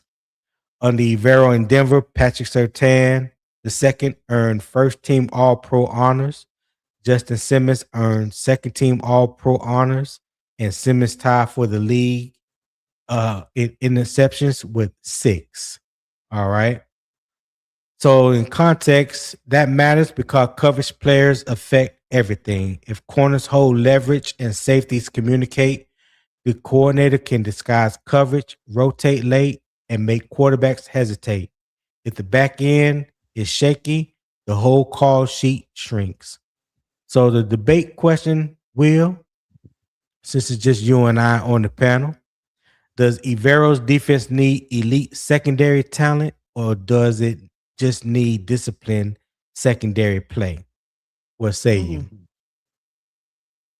Ah, I damn. love how I can just get your mind to think and get it pumped and get it going in the morning. Yeah, yeah. Um, oh man. See, it's kind of like the chicken and the egg. So, What you mean? you okay? So you always need elite back end play. but is his scheme absolutely dependent on it, that you must have it? We've never not had JC Horn. So I don't know what it looks like without it. Um, Now, and then that goes to the factor of Mike Jack fits his scheme so well. Is it the scheme that helps Mike Jack be so successful? Well, we know Mike Jack is a dog. I'm not trying to besmirch his talent at Right. all, but I'm just saying, like, because of the how perfect Mike Jack fits into the scheme and his work ethics, his Right. drive, and his commitment. So that's that chicken and the egg thing. You see what I'm saying? And Yeah. so I'd like to say that his scheme requires above average back end play, because even when we even when we had a bad run game, and that was in the 24 season when we was ranked absolute worst in the NFL, the back end still played decently when they threw the ball. Even when they threw the ball, they did play decently Right. because they communicate. You had your guy Nick Scott back there helping to communicate. Yeah. So with that being said, without without me, us going through the numbers and really digging into it, my initial assessment would be like it requires above average back end play. It Okay. requires it. And I know I'm going to talk about the 2025 season tomorrow, but do you Okay. think the safety play that we had last year was equal to or better than what Denver had from their safeties in 2022? So who were their safeties again in 2022? Kareem Jackson and Justin Simmons was a strong Uh, safety and free safety yeah, that yeah. year. Oh, I think we were a little bit less than them. I mean, that's Justin Simmons, rather, right? Um, but we did have Maury, and I think Maury played Right. exceptionally well. But of course, when you play at 1 o'clock every Sunday and nobody think your team is good, it's not like you won't get a lot of Pro Bowl votes. And you Right. damn sure ain't gonna get, and you ain't damn sure gonna get no Pro Bowl nods. I mean, not trying to bring up my old wounds here, but Derek Brown did not get into the Pro Bowl, or I mean, did not get a pro, did not get to an All Pro consideration. That's crazy. Um. Anyway, I think that it was about equal in talent Mhm. wise, but I think that he got more productivity out of that 2022 Denver secondary than we did, because Right. we did, because he did mix in some rookie play with Latham Ransom, and I'm wondering how good he's going to look this season coming up too. So I would say it was comparable back end play. So that leads me to say I absolutely think that above average back end play is necessary for Ejero's style defense. I would definitely like to see more dime package with three safeties on the field. I Mhm. like it when Ransom, Trayvon Moore, and Nick Scott is on the field. But Nick Scott is like he's like the question mark back there. Even though I do believe he played better in 2025 compared to 2024. You know just as well as I do how a lot of Panther fans feel they want Nick Scott gone. Even though he had a productive year last year in my eyes, Mhm. they still want him gone. It's like he can't do nothing to shake that or make people feel any different because people remember the last 2 years with Nick Scott. So Mhm. I do like, excuse me, I do like, the fact that Carolina has brought in talent, with Lathan Ransom last year, Zakie Wheatley this year. Mhm. So we definitely got younger at that position. I think Trevor Morgan is going to be here for a while. He's not that old.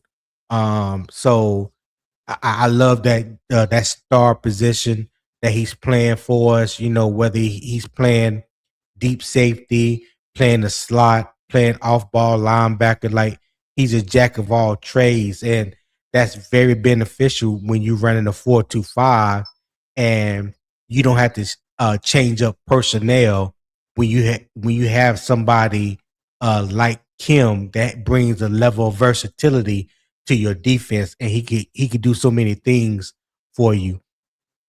So when we just talking about that back end play, I'm just like that safety. I definitely believe that deep safety, the free safety.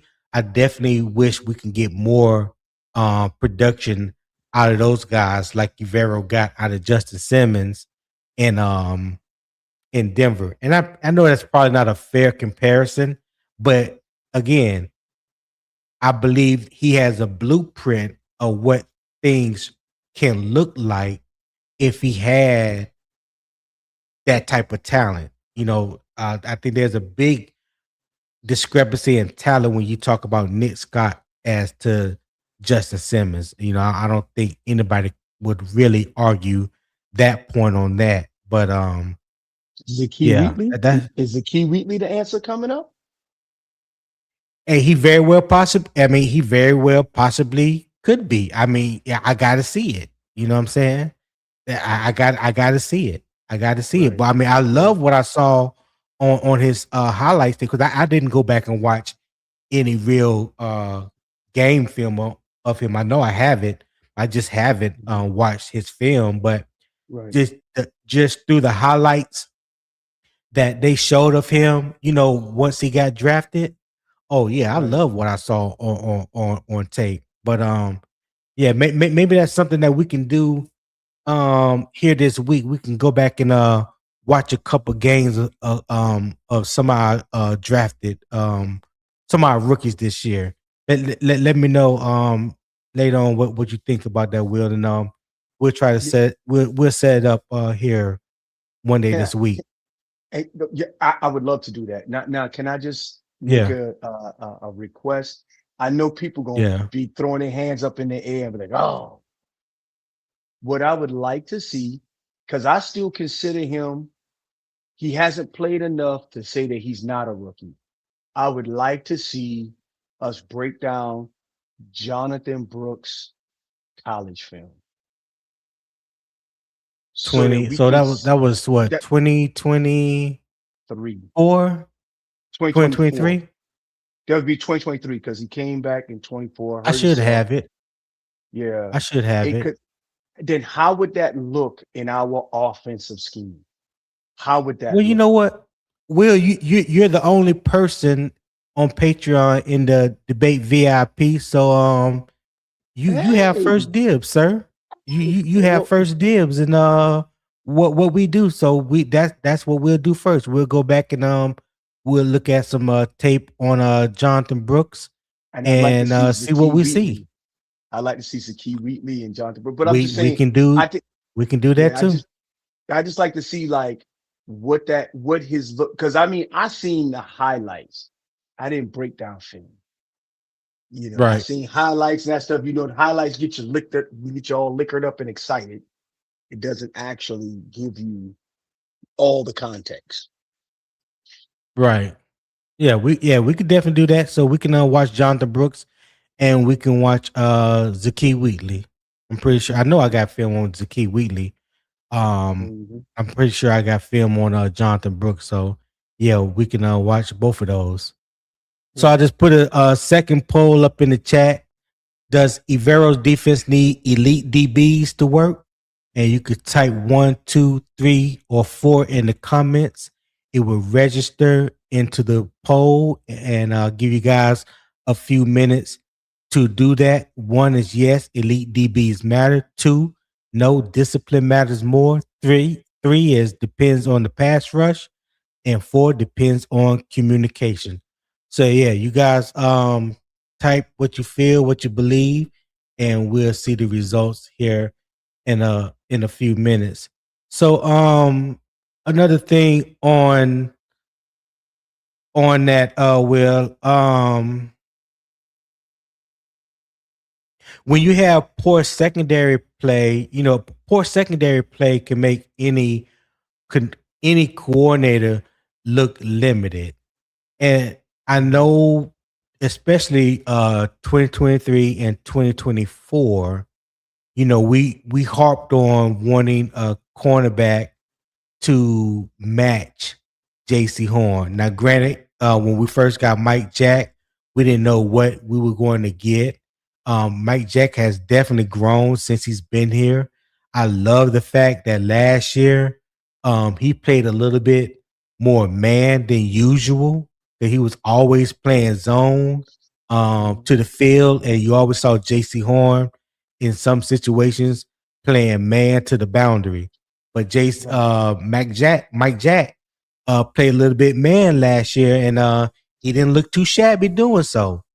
He No. definitely didn't look too shabby doing so. But prior to 2025, do you think that the limitations that we had as far as the whole back end caused Evero to be limited in the calls that he made? Yeah. Yeah. I mean, that goes back to your first thing is like talent on the roster you got to have the right talent for this scheme. So we went through the whole shy Tuttle and all of that stuff. And so I think once he started seeing that Mike Jack can cover and match man Right. to the field side with Nick Yeah. Scott and with Nick Scott back there in free safety, I think that helped Hmm. him free up other opportunities with linebackers and everything else. And given that linebackers was putrid last year, especially in coverage and even in the run, what would that even Right. that should look even better this year.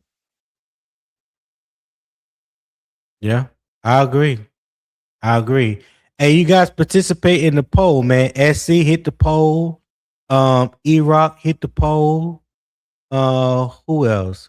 J Hudge, if you still here. Hey man, hit the poll. Earl Locklear. Yeah, I'm calling some of you out.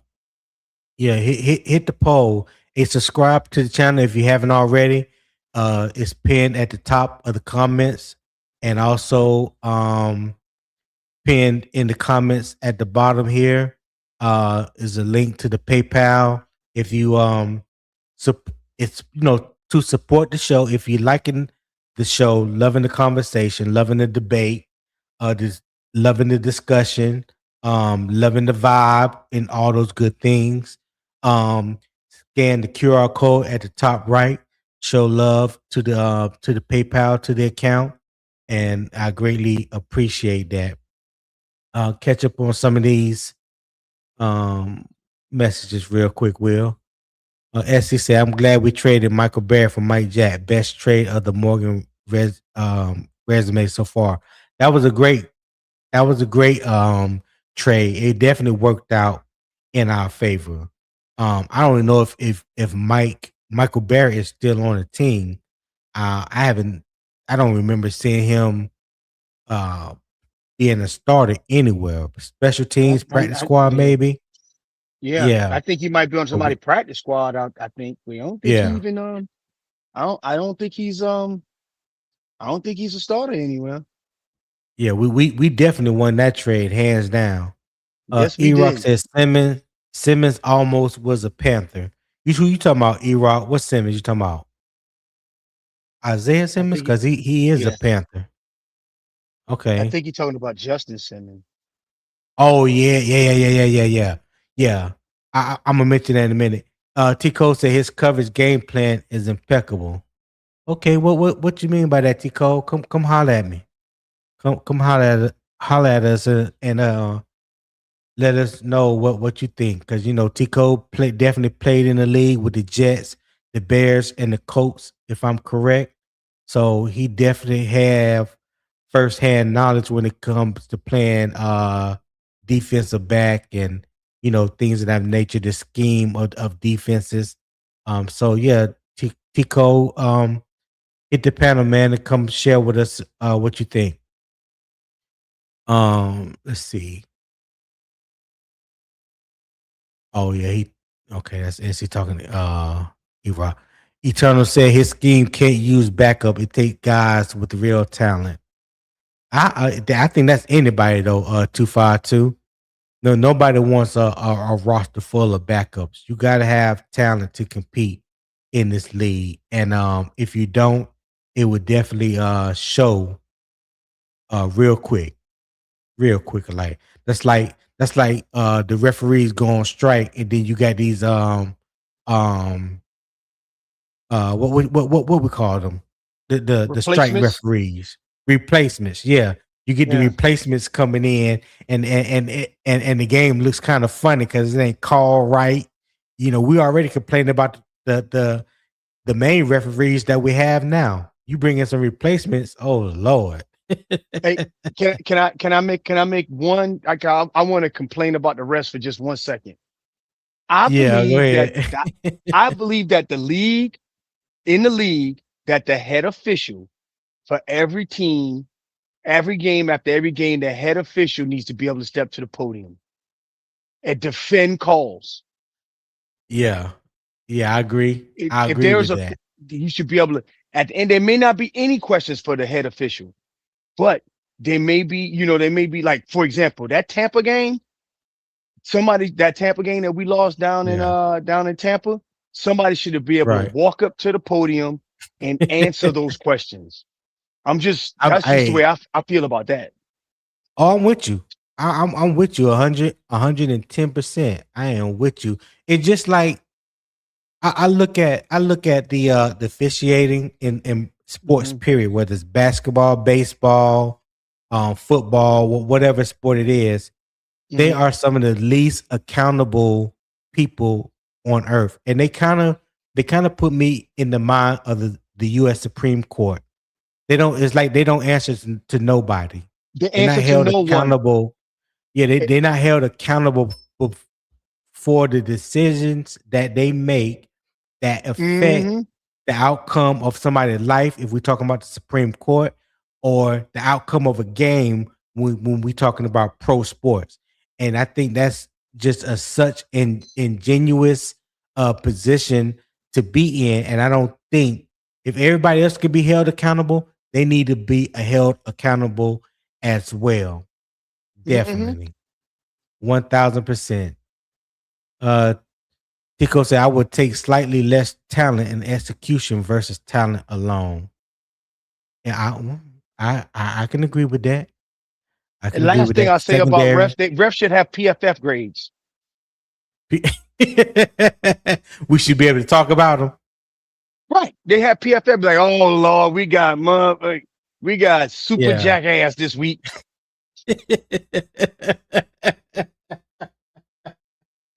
I'm No. sorry, man. My man. No, you My man. You struck a nerve. You struck a nerve, sir. You struck a nerve. yeah. Secondary is Evero's specialty. Okay. All right.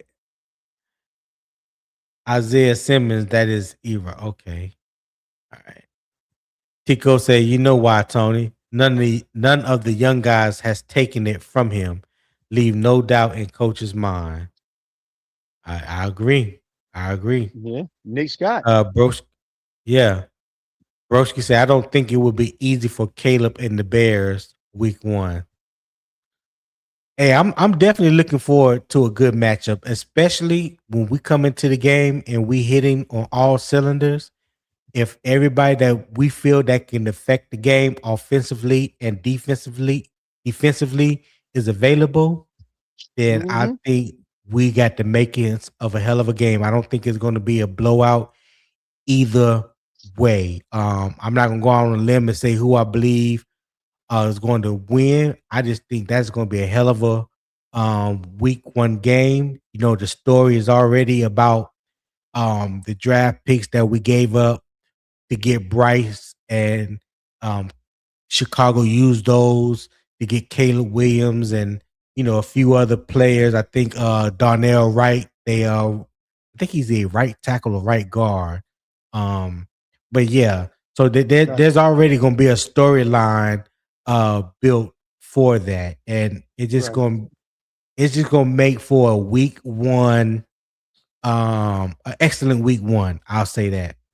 right. I think you're right. Yeah, Well, I know you're right about that. It's going to be yeah. make for excellent week one. It's going to be fun. Eternal 252 said, "Will nobody want to see that? He has to prove he healthy first." He talking about Jonathan Brooks. Yeah. This is true. 252. I agree that he Yeah, has to be healthy first, but in the spirit of the art of the possible, we haven't yeah, seen Zakee Wheatley play a snap yet. Um, However, I'd like to see what Jonathan Brooks looked like if you're looking at somebody that watched film. Take a look. But I get it. I get it, man. yeah. 252 don't want to see it. My bad, 252. My bad, dog. 252 also said, if it's multiple dudes getting beat, it's a talent issue. He can't put every player in the perfect position or spot, especially if the other team has elite players. Yeah, yeah. You got a good point there. Got a good point. Unc said, fellas, where the coffee at? Hey, hey man, hey, I was waiting for you to support the show, man, and buy your boy English breakfast tea this morning or something. I ain't no coffee drinker, but English breakfast tea is my specialty, Unc. So yeah, hey, great to have you, man. I'm glad that you tapped in. Um, to the morning kickoff with the unbiased opinion. Me and Will up here just chit chatting, having a good old time, getting our vibe right for the morning. Ain't nothing changed. But yeah, definitely glad that you popped in. He said the poll don't show up on phones. Okay, I didn't know that, Eternal. I didn't know that. Uh SC said, hey, what does the $4 entry on Patreon foretells? And I can't see the poll, sir. So if you're on your phone, Eternal just said the same thing. I don't know why it's not popping up on the phone. I don't do the portrait thing. I'm just on landscape right now, so I don't know why it's not showing up on the phone. For the fan zone and Patreon, let me let me drop this. Let me take off this right here. Let me take off the QR code and let me share this real quick. Give me 1 second, Will. Let's see. So we can do a quick rundown. Move that. So is it right here? Yes. We'll do that. And I'll make it big screen. So this is the Unbiased Opinion Sports Talk. This is the Patreon community that I would like you guys to check out and everything. So like I said, I do post daily on the Patreon page. If you are in the fan zone, then you will have access to everything that's in the fan zone. If you want to be have access to the film room to be able to watch film, then you will have to go up to the next level, and I will bring them up for you real quick. Is it this? No, I didn't mean to do that. I'm not editing it, but let's see. It should pop up. Nope, not meaning to do that neither. Hold up, hold up.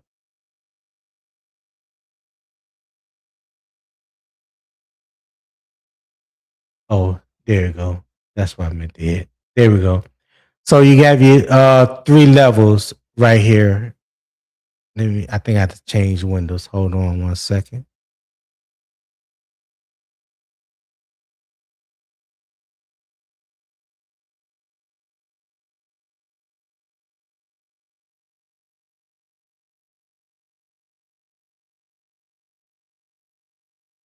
Hold on one second.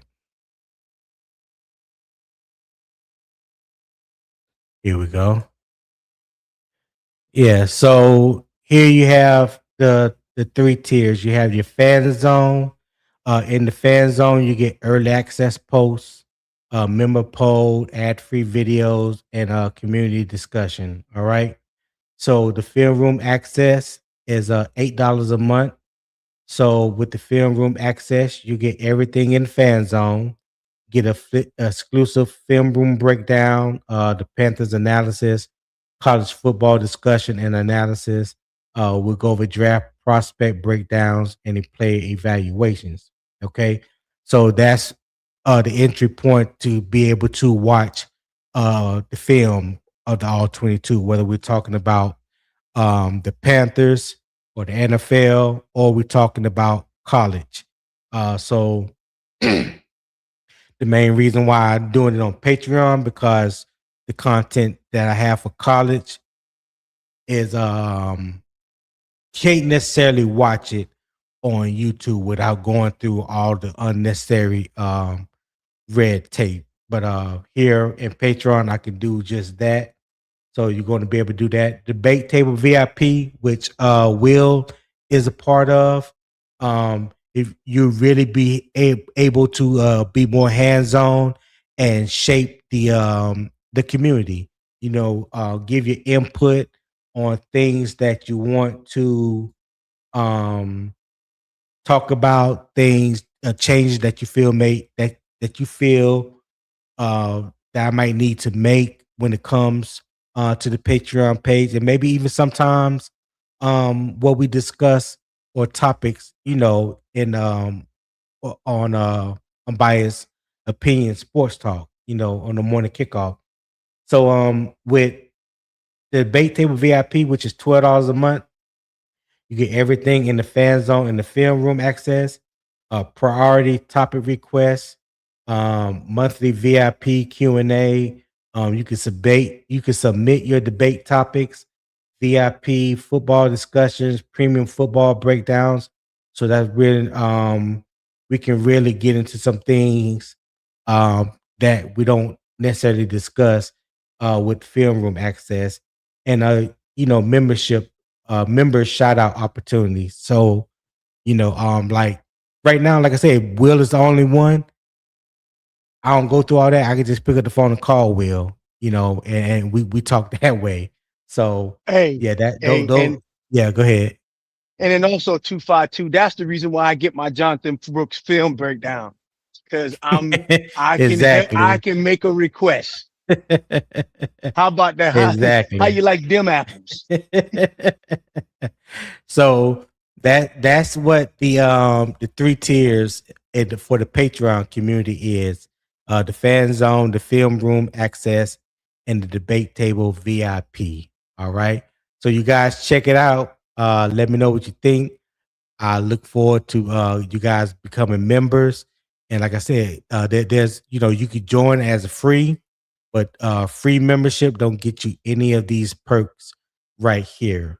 So if you want to start getting perks, you have to at least be on the fan zone level to receive those things. All right. So I'm gonna stop sharing that. Go back to me and Will. So let me drop the link to the Patreon real quick, and then we can definitely move on to number 3. All right. So SC, I hope I answered your question, my boy. All right. Cole Rory 9063 said good morning. Good morning, Cole. Glad you tuned in to the morning kickoff with Unbiased Opinion. Hit that like button, subscribe, become a member. Not a member. Hit that like button, subscribe, turn on that post notification bell, man, so you will be alerted every time I go live. And hit that all button when you turn the post notification bell on. Right. E-Rock said Justin Simmons. All right. E-Rock said, imagine if it was Justin Simmons instead of Nick Scott. No, don't do that. Don't get. I'm not gonna get started on that. Not gonna get started on that. Yep. So King James said Justin Simmons. I think. Yeah, I think that's what we were talking. We were talking about.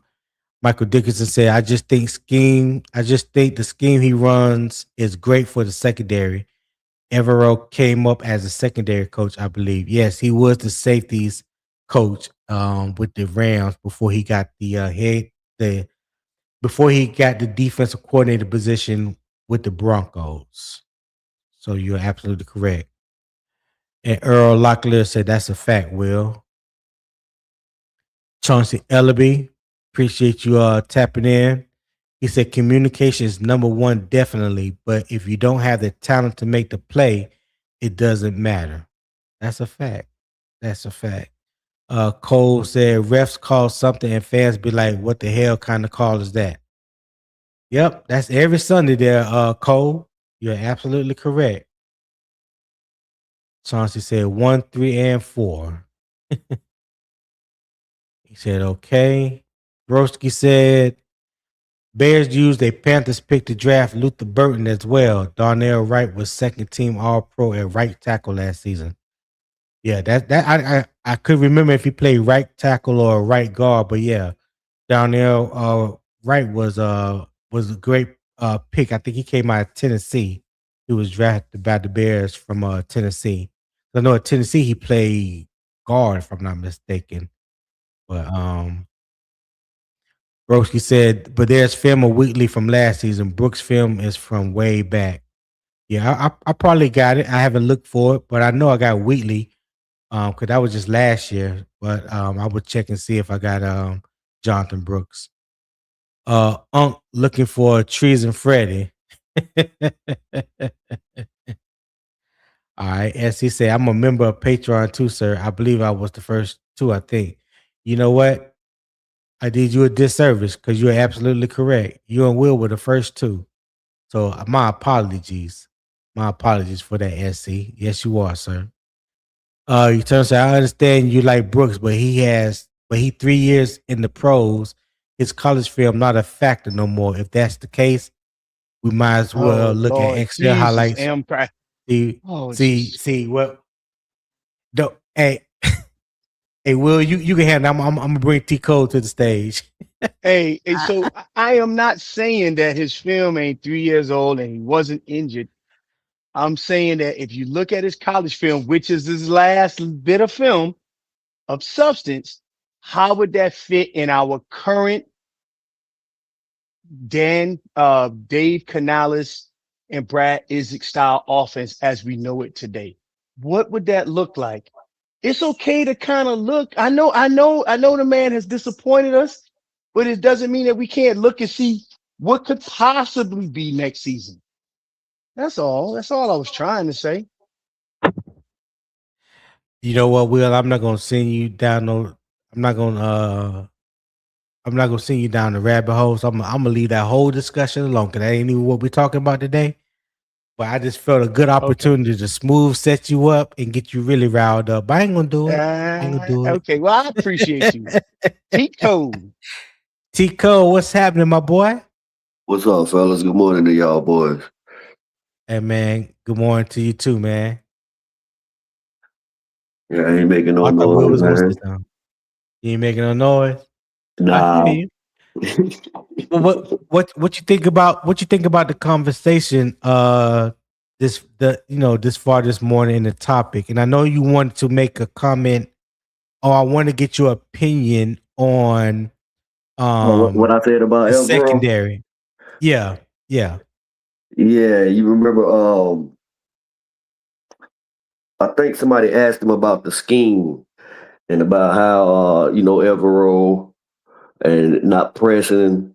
The last time we heard JC spoke, they asked him about pressing more and the scheme and stuff like that. And he alluded to the fact that when they go into the week, they pretty much know everything the offense is gonna do. And I've always said on the panel about how even without as many pressures and sacks as other teams, you still see how Evero forces teams to hold the ball and pat the ball. If we Right. could, if we could, if Roseboom does his job and not give away the quick throw over the middle right away, then that match defense where one safety's rotating down and the other one's taking away the deep shot, it changes the picture in the quarterback mind about 2 or 3 times while he's in the backfield. So that's why when someone said his specialty is defense, and I was saying his game plan for offenses and let's say route progressions. Okay. His game plan for route progressions and what you're gonna see in that game is pretty much is like what he's known for. And JC said it out of his own mouth. And if you can see how opportunistic we were this year against those top OCs, Right. you see, and it's almost like the guys that give everybody else headache, Evero got their number, i.e. Like Sean McVay. McVay. Yeah, and we picked off what your boy Shanahan 3 times. Yeah, 4 times. We had 4 interceptions in that game. Oh shit. See, Yeah. you know what I'm saying? JC had 2. And did Mike Jack have 2? He might have did. No. Or somebody, I think it might have just been 3. I know it was 3 for sure. I know JC had 2, and I know Mike Jack had at least 1.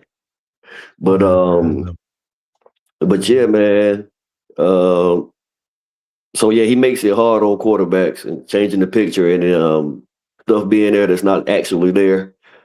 So with a pass rush and with an even taller, rangy guy in the middle, then like Devin Will Lloyd. said, exactly like Will said, it's only gonna be that much better. And if you look at, I seen what you had on the screen earlier about the defense that he had in Denver. That 2023 defense, bro, that tells you right there. Look at the numbers and the players that we had. Hold on. We could look at it again. Hey, Tony and Tico. Yeah. I'm gonna have to drop off. I got a 9:00 meeting I gotta hit. Should last Okay, about Will. 30 minutes or so. If y'all still here when I finish with the meeting, I'm gonna come back up. But I just didn't want to sit here and stay on mute. All right, cool. All right, we'll holler at you. I will. Yeah. But yeah, here are the numbers right here, Tico. Yeah, man. Yeah, see, even in that game, that's a 2-15 season, right? Well, this was the Broncos 22 season and the Panthers 23 season. Yeah, the 2-15 season, right? Bryce Young rookie year. Yeah. Okay, now look at all those top 10 rankings when the offense could hardly even move the ball. Well, they only had 2. That was total defense and pass defense, 4th and 3rd. Third down defense, they was 12th. That's pretty good. Let's go middle of the pack. Okay. 12th. All right. 4th, 3rd, 12th, 15th, 14th. Right. Now, same thing. Now we go to the pressures. This is the same thing. There ain't nothing really changed except for you had better talent at Denver. So, right. But the sacks was still pretty much bottom level. Right. Yeah, the sacks we were ranked dead last. We was ranked dead last that year.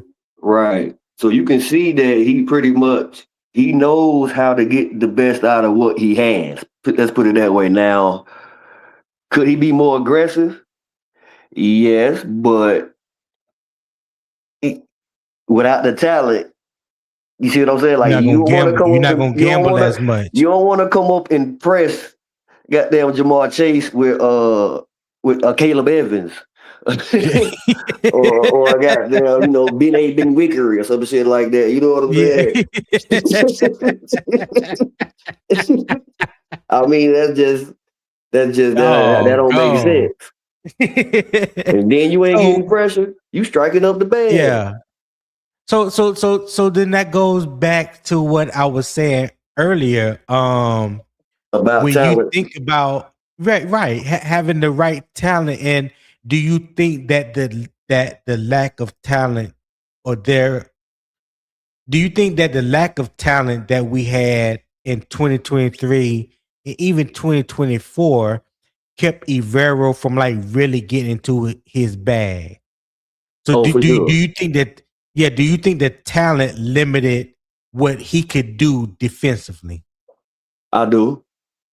I do. Okay. And even Dan All Morgan right. said it. Dan Morgan said he ain't do his job. And that's his job.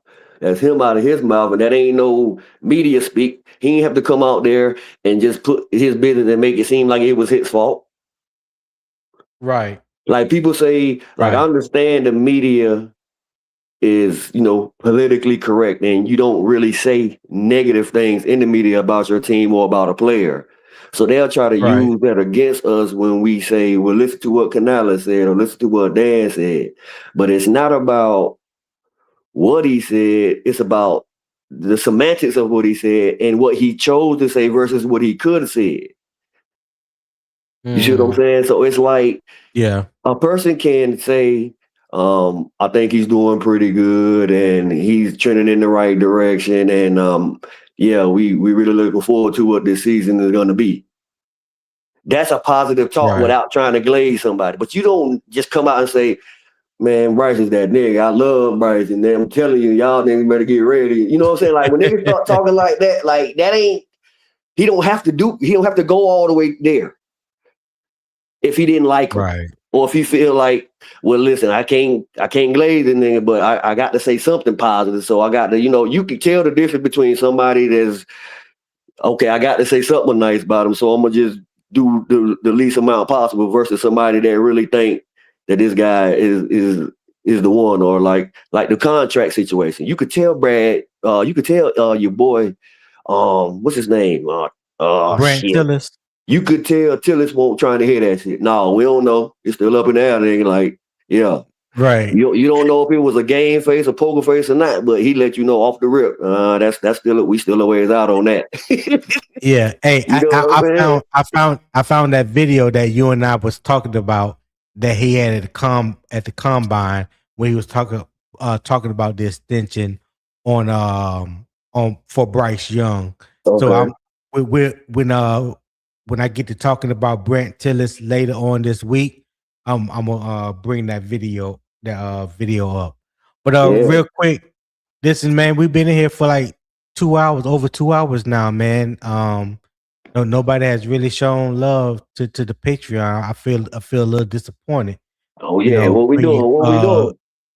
Yeah, good content, good conversation, good debate, good vibes, so you can get your morning, get your day started, whether you are on your way to work or coming home from work, dropping the kids off at school or what have you, in the gym working out, at Pilates working out, whatever the case may be. Hey, take a minute and just show love to the channel, support the channel. Let me drop the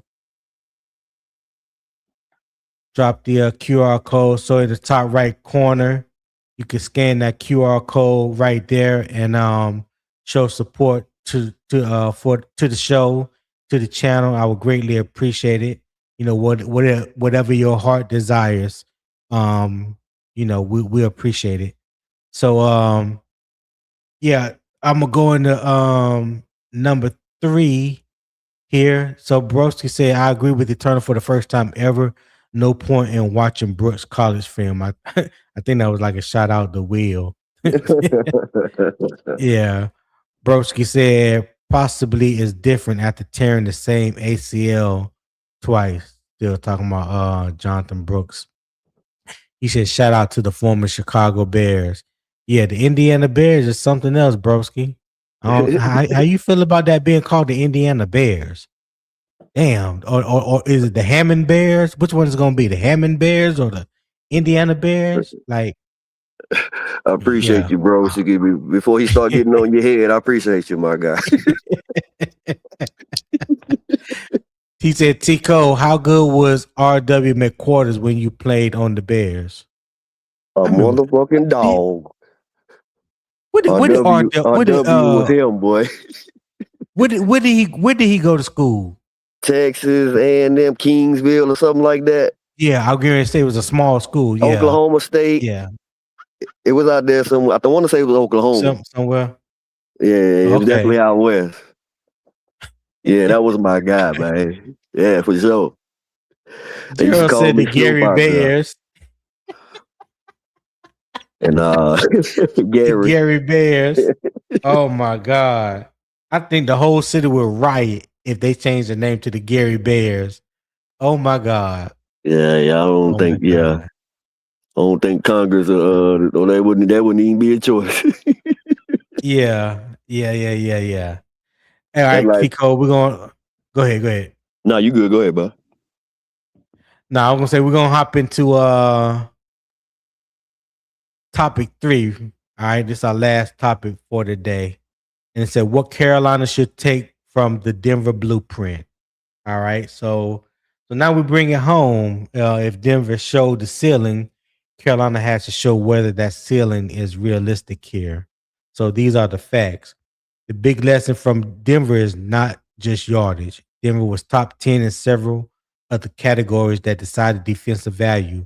We talking about third down, red zone, points per drive, and all important, in my opinion, 3 and outs, getting the hell off the field.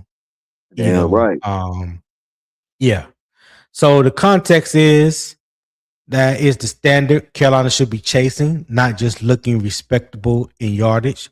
The Panthers need the defense to create stops, limit touchdowns, flip field position, and help the offense avoid playing uphill all game.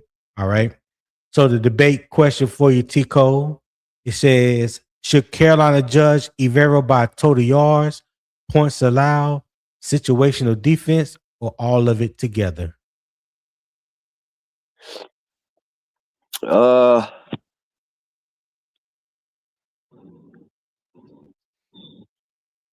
I'm gonna say I love it when a plan comes together. points allow situational defense. That's kind of 50-50 for me because you're gonna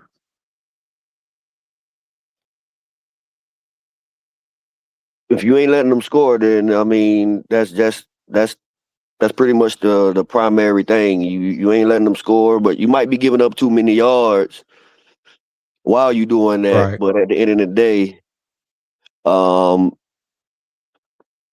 it's kind of tricky. I say situational defense. What was the other 4? The other 3? So you got total yards, points allowed, situational defense, or all of it together. Yeah, points allowed, situational.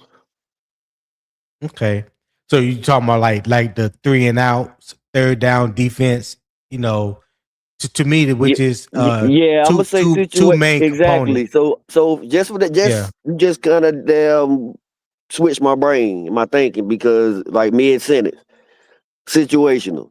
Because if you take all of the important situations and you're capitalizing on them, then that's gonna take care of your point situation. Yeah, For the most part, unless you ain't giving up big plays, which he doesn't do. Right. We don't give up a lot of play. We hardly any plays over the top unless there's a complete breakdown on that back end. Right, when they where haven't it's just seen nobody. somebody get out, they get out athleted. Put it that way, so they're not wide open. Right. Right. Where we have a couple of cross the field like the intermediate, where somebody might miss their match principle, and we have somebody like a deep dig or over route where somebody be wide open. I seen Drake May and Devontae Adams running scot free a few times, and I was like, "Who crossing route was that?" but when you, especially when you run in quarters, like I know, that is where the big hole in the defense is. That's the soft spot. Like and you need a middle linebacker you need a middle linebacker that can run with them and carry that motherfucker all the way across the field, not just in the middle. Yeah, and drop and get depth. That's Right. something that Christian Roseboom didn't do a real good job of. You saw one time in that Tampa Bay game when he got that interception. I think that was a Tampa 2 that he ran, and he got deep enough, and the ball couldn't get over his head, and he was right there in prime position to get that interception. So Yep, yeah, yep. that There he that that was. that middle of the field is so soft, especially when you run in quarters or cover 4, as you know. Some people know it as. Damn right. Yep. Yeah. So Broski said Mike changed their name to the Charlotte Bears after Bears rebuilt their team after the Bryce trade. Well, I mean, How y'all rebuild Broski, our team? We the one gave y'all the pick, yeah, man. yeah, yeah. And what have you gained from that? That's a good question. What have you gained from that? Because you it ain't like you went won the NFC or the AFC. I forgot what division they in, or They nothing the like that. I the mean, North. y'all had a real good year last year under Ben Johnson. Shout out Ben Johnson, UNC grad, Tar Heel to at his core. For Yes, sure. sir. Yeah. So yeah. Other than that, I mean, y'all had a pretty good year last year. Y'all made it to the playoffs, and we made it to the playoffs. Y'all had a better record. Kudos. But yeah, maybe the proof is still in the pudding. I don't know. I think you need to get a little bit more out of that, since we quote unquote gave you the farm, and the farm ain't really produced that much for y'all. So yeah, Hmm. yeah, we need to see something a little better. All right, but let me ask you this. We talk about third down, and what about the red zone? We haven't been that great as far as red zone, excuse me, red zone percentage. Do you feel like the red zone decide whether drives become points? And I know the answer to that, but I just want to hear you say it. For sure. For sure. And Yeah. one of our main issues, if you remember, was the fact that his defense is interchangeable. And once we get down there, it's not really too much disguising that you can do as far as, matching coverages. And you can get a little creative, but you got to go ahead and get to where you're going to be down there, the closer that you get. So our safeties have to be able to cover in the slot. And that's where teams were kind of doing the mismatches on us, because they knew Evero won't go switch, he won't go match. So he might start CD, perfect example, CD Lamb in the red zone. He start off on the Right. left side, on the right side, they motion him over to the left side, and that damn Fuller rotates down to cover him in the slot.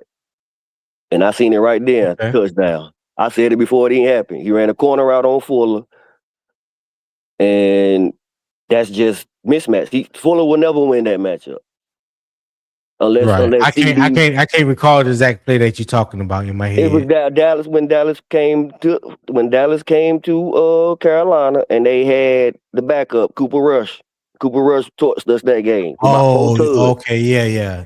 One of them Was that was the 2023? uh, Was that Bryce 2024. first year? I think it was the It was second one. 2024. Yeah, because we Okay, played them 3 okay. years in a row, didn't we? I think you're right. I think we played at Dallas. I think we played at Dallas Bryce rookie year. In the last 2 years, we played them in Carolina. Right. Yeah, so I think it Yeah, was okay. the second year when Fuller was the Right. second. Fuller and damn your boy, I forgot his name. You in I Tennessee don't now. remember Number right off the top. 25. Yeah. Oh, it's Xavier Woods. X. You Yeah. talking about Xavier Woods. Yeah. Uh-huh. Yeah. Hey, real quick. Hey, shout out SC Panther Boy for that $10 PayPal. Thank you for that gift, my brother. Definitely thank you for supporting the channel. Definitely goes towards improving the channel as well. So I thank you for that $10 PayPal gift. Appreciate it. Also dropped a last poll, and it said what matters most when judging a defense. You could type 1, 2, 3, or 4 in the chat. It would tabulate in the poll at the end. Number 1 is points allowed, 2 is third down, 3 is red zone, and 4 is total yards. So if you're watching, hit 1, 2, 3, or 4, and I would greatly appreciate. Don't let your finger be a stranger. All right. Don't be a stranger to the comment. And Yes, let me now leave that up right there. Go to comments. Do I have a new comment? Yeah. Broski said, Caleb Williams, DJ Moore, Darnell Wright, Tyreek Stevenson. I love Tyreek Stevenson coming out of Miami.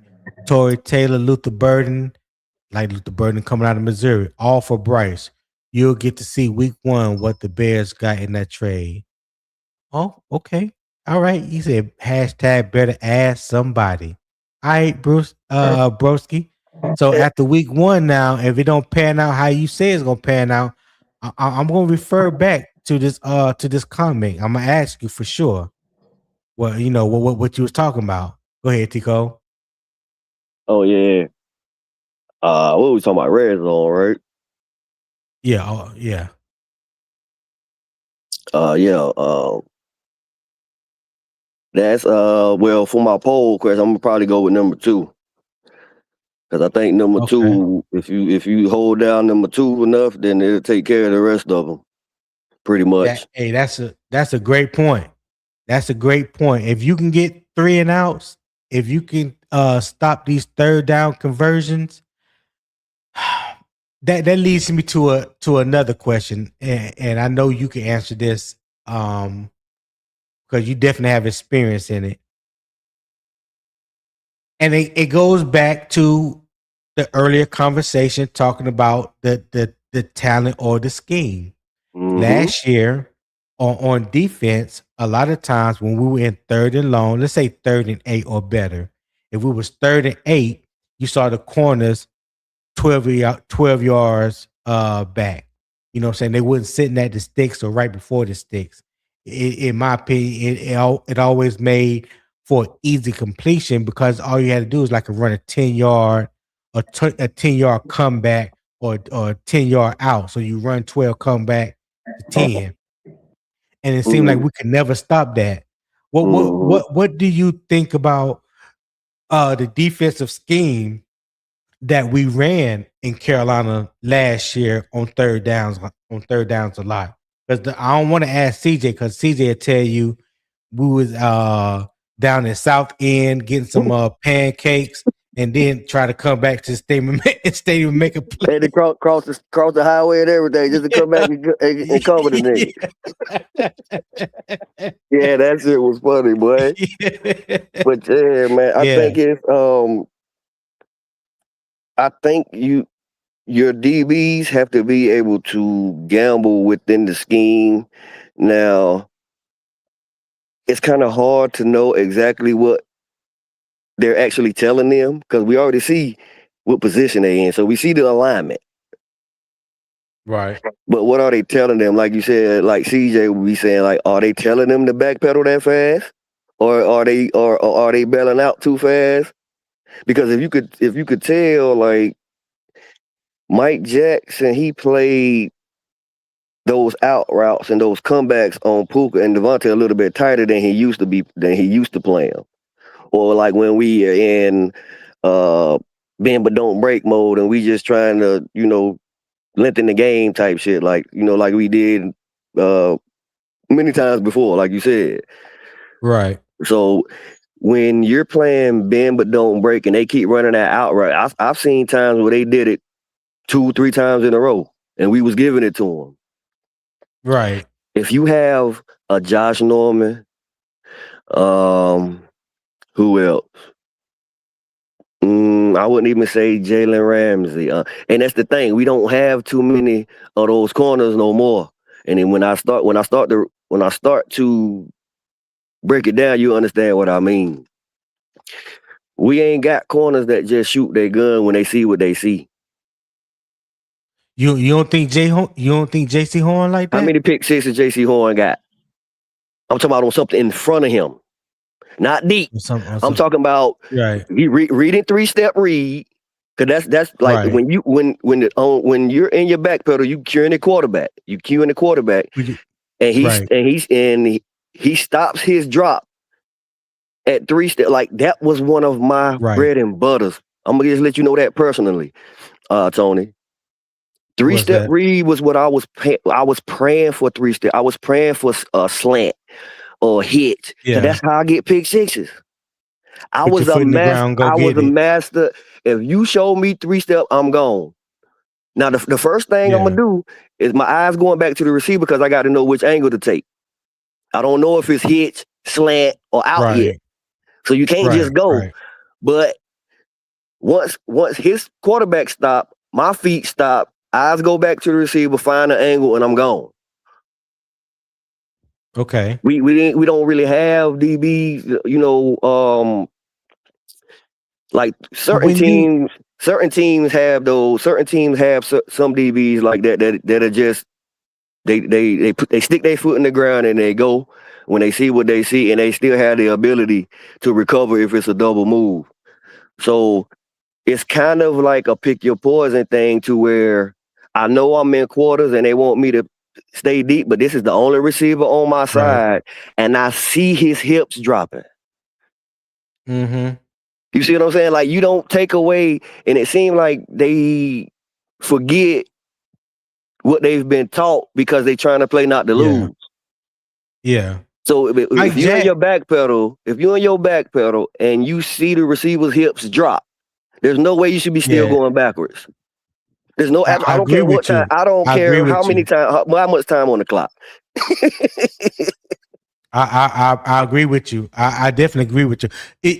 So when you look at it that way, and I'm just speaking on last year, I would say that Mike Jack played it better than J.C. Horn when it came to that. Mike Jack could have had 2 pick sixes. He got the one against the Rams, and then he could have had another one. I think it was against Atlanta, and Nick Scotton didn't make the block. Well, that was Mike Jack. He should have jumped over them niggas instead of going out of bounds. Yeah, you remember he ran out of. Remember when somebody came to get the block for him, and then I think somebody fell. Yeah, somebody fell, and he ran out of bounds instead of jumping over them niggas. Right. But Nick Scotton made up for him when he put that block on Matthew Stafford, and Mike Jack did score that game. Yeah, I'm right. He's had 2. He had both his pick sixes was against the Rams, wasn't it? Not. I don't think he had 2 pick sixes against him. Did he? I know he had that one, but I know he had like 2 picks against the Rams. I don't think they both were pick sixes. I think he had 2 pick sixes, bro. One in the playoff game and one in the other game. The regular season game. I think. Well, I know. In the playoff game, now he did intercept. He did get that interception in the end zone against Puka. Maybe that's what you're thinking. That was like a touchback because we got the ball back at the 20 because he picked the ball off in the end zone. Oh, okay, yeah. I see what you're saying. Yeah. That pick six was the first Rams game. Right. I think, yeah. Yeah. And the other one he didn't score on. Yeah, the other one he didn't score. That was Atlanta. Was that Atlanta? Yeah, that was Atlanta. That was Atlanta. Yeah. So, yeah, man. If there's anything that burns me up about Evero's defense, is when we have an opportunity to get teams off the field on third down, and we're playing parking lot conservative football. I really don't like it. But it also goes to the question about having enough talent or the right talent the especially when you're talking about creating pressure, getting the quarterback off his spot, speeding up his clock, making him potentially do something that he don't want to do. Maybe I'm hoping that the defense benefits from Devin Lloyd and Jason Phillips, as I so call them.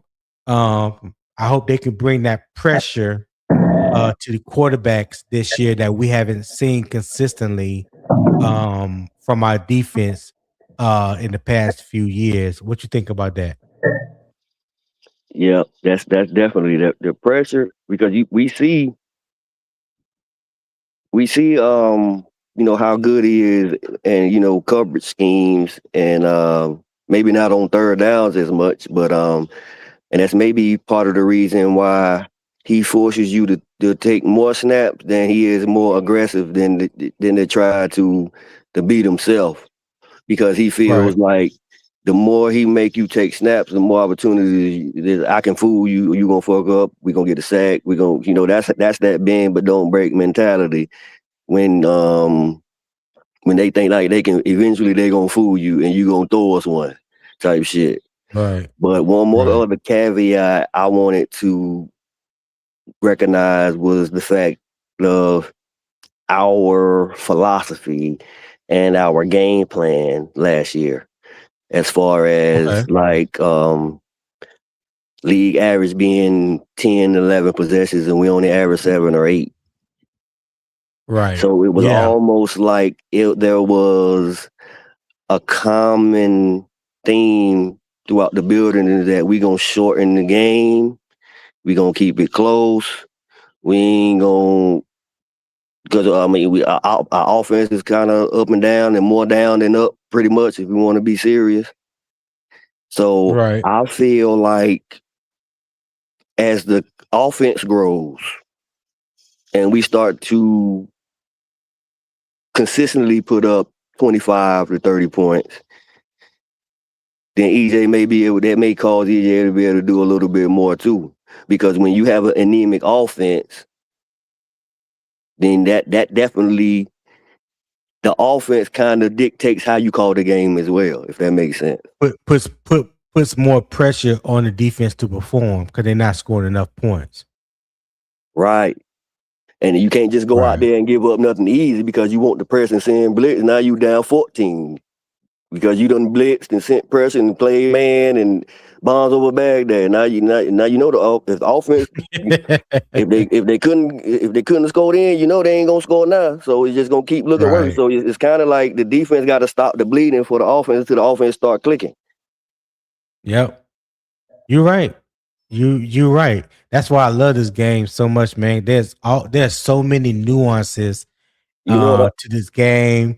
Let There's me like get one more point in, CJ. I oh, mean, go ahead. Tony. Go ahead. You got it. No, you got it. You got it. When we started to bring up 3 and outs, right? And you started talking Yeah. about the variables and the context that people put in. I was gonna bring up CJ Stroud and the Jalen Hurts argument about how Mhm. when we talking about how the defense and one hand washes the other, and everybody Right. keeps saying CJ Stroud and Jalen Hurts, they done made it playoff 3 years straight. Look at they 3 Mhm. and outs versus our 3 and outs. I That's haven't done that. you I'd be see what I'm curious to saying? see what it is. You Yeah. know, but you know what, Tony? You don't have to. All you got to know is that that's a top 5 defense. So for them to be a top 5 defense, you already know that that damn CJ Stroud done had probably 200 more opportunities than we have. We average 7 to 8 possessions a game. How many Right. yards you think he gonna throw for when we running the ball and we only got 7 possessions? Like it's a lot of context and variables that a nigga could go Right. into. But Exactly. I can't. Niggas don't really let you get that off everywhere. And then I feel they you. kind of and they kind of throw that under the rug like, well, that don't really mean nothing. You know what I'm saying? But I know it means something. You Yeah. know it means something. Yeah. You know what I'm saying? But it's like I can't. That don't really hold as much weight to somebody that's trying to beat their chest. Right. Well, you know, So if it don't fit the narrative of what they're trying to create, then it's definitely going to get lost in the sauce. Definitely gonna get lost in the sauce. and that don't even, and nigga like me, if you ask me, I'll tell you Bryce deficiency. So it ain't like Right. I'm just all the way on the left hand side saying he Right. elite already, and what I'm saying, there ain't nothing else I need to see. Yeah, I ain't saying that. Yeah. You see what I'm Yeah. saying? But I I ain't can, going down but there. as far left as I can go as far left, and I can go as far right. I Right. ain't got to stand on Right. one side of the fence Oh, because I don't. that's not how I'm that's not smack how you dabbing. evaluate. That's not how you Thank evaluate in you. real Thank time. you. Thank you. I'm straight in the middle. I'm not going to go for, I'm not going to pick one side or the other And you gonna because call then a that spade from what you can see in real yeah. time. Yeah, He because played that trash. He played trash. Now they bring yeah, up. by What about the 54 yards in Seattle? What I say, Tony? You right. yep. What about that pick in San Francisco when all he had to do was run it in? That was trash. That was some Yeah. bullshit. Yep, that was some You see what I'm bullshit. Yep. saying? But when we give the positive shit, they can't say that. Oh, that don't mean shit. They just go back to a negative instead of saying, "Yeah, you right." Well, no, that don't do that. No, wait, what about he threw for 458 against Atlanta? Well, he threw for 54 in Seattle instead of agreeing with me. Yeah. Yep. It's a back and forth. I'm like, well, we both know. But at the end of the day, we both know 448 and 54. Both sides know that. And no matter how many times we bring it up, it just all depends on, you know, your confidence or how you feel right now. So I understand. Fact. So I understand how that Facts. go, but to each his own. And one thing we can't be misled on is that, people still got their opinions. And all we can try to do is, try to give our unbiased opinion about what we Holla. see, my guy. Holla. Holla. Hey, let me catch up on these chats real quick, T Code, then I'm gonna close it out. But I don't want you to go anywhere. I want you uh uh s- um to, to stay to the end because I want to holler at you about a couple things. Yeah, for sure. All right, so Jay Hud says Smith Wade and Mike Jack got one. That is a fact. The one that Smith Wade got was pretty against Michael Penix. He read that perfectly. Hey, you know what? He did exactly what you described, Tico, that 3-step drop. And he read as soon as Michael Penix's hand broke off the ball, and he read that the I think it was like a little quick hitch, and Shaw Smith Wade read that beautifully, and he Yeah, he was did. on it, dog. He was on it. Hey, he put his foot in the ground. He was like, "Got him." He threw that bit Yeah, right to him too, cause that was like his third or fourth read, and yeah, he could see Penix, and you see that's awareness too as a DB, because a DB that's not aware, he will see that tight end or that running back in the flat and just run to him right now. I got my man, mm-hmm. instead of slow playing it and letting That Michael slow Penix playing think that he open when he first turned his head back around. You see and what I'm saying? staying He kind of and glided. He staying kind of disciplined. glided and proud over there. You know what I'm saying? Like, Yeah, okay, he one read, two read, three read. As soon as he turned his head, he took off. And by the time he let it yeah. go, he couldn't pull it back. That's that zone. That's that zone discipline right there. Yeah, his own You know what I'm discipline. saying? Yeah, you don't just run to Uh, your man as soon as he come in the flat. right. Exactly. Exactly. Say SC said Yeah, our QBs were playing from Fort Mill, South Carolina, Tony. That's what it felt like. That's exactly what it felt like. Said Horn Broski said Horn is burnt toast versus Olave. Yeah, Chris Olave definitely has gotten the better of JC Horn than anybody else in the league. I don't know what it is, but yeah. Yeah, Chris Olave definitely gets off against JC. As he said, Mike Jack only one pick six for the year. Tico, that's facts. okay, Let's okay. see. Broski said QB's lined up 10 yards off the line on 3rd and 6 isn't cutting it. That's big facts. He was talking to SC right there. Fed now, what's going on, Fed now, my boy? Hey, appreciate you tapping in to the morning kickoff with Unbiased Opinion. If you haven't hit that like button yet, hit it. Subscribe, turn the post notification bell, select all so you'll be made aware whenever I go live. Right now, it's Monday through Friday at 7 a.m. Eastern time. So I appreciate you, man. He said, I think that we will play more press man in short yardage this year. Evero knows that cushion trash isn't going to get it done this year. Well, that's why I've been saying lately is that, you know, I know the slow start has been 0-2, 0-2, 0-2 for the past 3 years, and there's different reasons as to why. You know, I'm not gonna go all into it. But one of them is injuries. And I feel like if we are healthy going into the season come week 1, the people that we are really counting on in order to be successful, offense, defense, and special teams, I'm hoping that we get a turnaround from that 0-2 and we can start the season off at least 1 or 2-0. You know what I'm saying? That's my hope. That's what I'm hoping to see. So, but you're absolutely right. And hopefully we have the defensive pieces that we need this year for Evero to do exactly what you mentioned. Broski said, T Cole, if you're a defensive coordinator, how are you scheming against Bryce?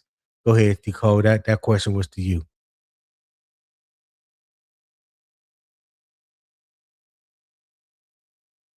Okay, maybe T Cole stepped away from the. What's that? What's good? Broski said, if you're a defensive coordinator, how are you scheming against Bryce? Press and pressure with someone coming in late for if he try to escape. So it's gonna be kind of like a spy. A spy Or that has a slot blitz. no. It's gonna be like a double mug.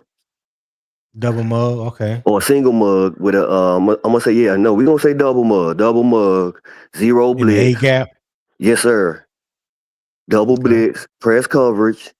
So they playing Depending on cover the 0. formation. Depending on the formation. I may go cover 1. But pressure with a delayed spy. You know how like you spy to see where the pressure flushes them to, then you go get them. Yeah. I know Alante Taylor for the Saints was killing us with those slot nickel blitzes, yeah. Yes. Oh my God, he was killing us. He was like a man, he was, oh my God, he was a throwing outside for real. Yeah. Let's see. Fair now says still ain't do shit with them picks. Yeah. I hope you're not talking about the pick 6. You can't be talking about the pick 6. Yeah. Fair now said we gave y'all a ready-made team and y'all still suck. Oh, he talking about you gotta be talking to Broski. D Cash said crazy people bring up Seattle like it was Bryce versus Seattle. Nobody showed up in that game on offense. That's a fact. That's a fact, D Cash. Hey, appreciate you too for tuning in. SC's talking to Broski. SC said, I'm glad Evans is in San Francisco now too. Yeah, me too. I'm glad we ain't got to worry about him twice a year. Vietnam said chilling on my first break. Vietnam with the laughing emojis. Broski said, "Yep, press on the outside with the delayed spy blitz deal. Good stuff, Tico." And Vietnam said the picks we gave. Oh, to Chicago. Oh, you talking about the draft picks? Okay, all right. And Vietnam said, "Yeah." All right, so that's all the messages. Hey, look, if you haven't supported the channel, The link is pinned in the comments. If you need to subscribe to the channel, that is also pinned at the top of the comments. Subscribe, hit the like button, turn that post notification bell. When you do that, select all, so that way you will get the alert when I go live each and every morning. There's in the top right corner on the show for support the show. If you scan that QR code, take you to the PayPal and give a small donation, whatever your heart desires. We gave you good vibes, gave you good communication, debate, good topic this morning. Hey, show love to the show. We'll greatly appreciate that. Well, I greatly appreciate that. All right. And I think Fair Nam had one. Broski keep talking about the lame trade where they haven't capitalized on the picks we gave them. And as he said, Broski don't be like that now. All right. All right. That's my last chat last message that I'm going to read. Let me take this banner off of here. All right. So my closing statement is Denver showed us the best version of Ejiro Evero defense. It was connected, detailed, situationally, strong, and hard to finish drives against. But that does not automatically answer the Carolina question. The real question now is whether the Panthers have the personnel, discipline, the pass rush, and secondary communication to let that structure work here. So I'm not giving Evero blind credit, and I'm not throwing lazy blame on him either. Denver gives Evero credibility. Carolina has to give him proof. That is the difference. A blueprint is not a finished house. The Panthers still have to build it. All right. So that's it for today for the morning kickoff with Unbiased Opinion. Again, hit that like button, subscribe, share it with your people, and drop your football argument in the comments. No fake, no hot takes, no media spin, just real football talk. And with that, fellas, I'm out and keep pounding.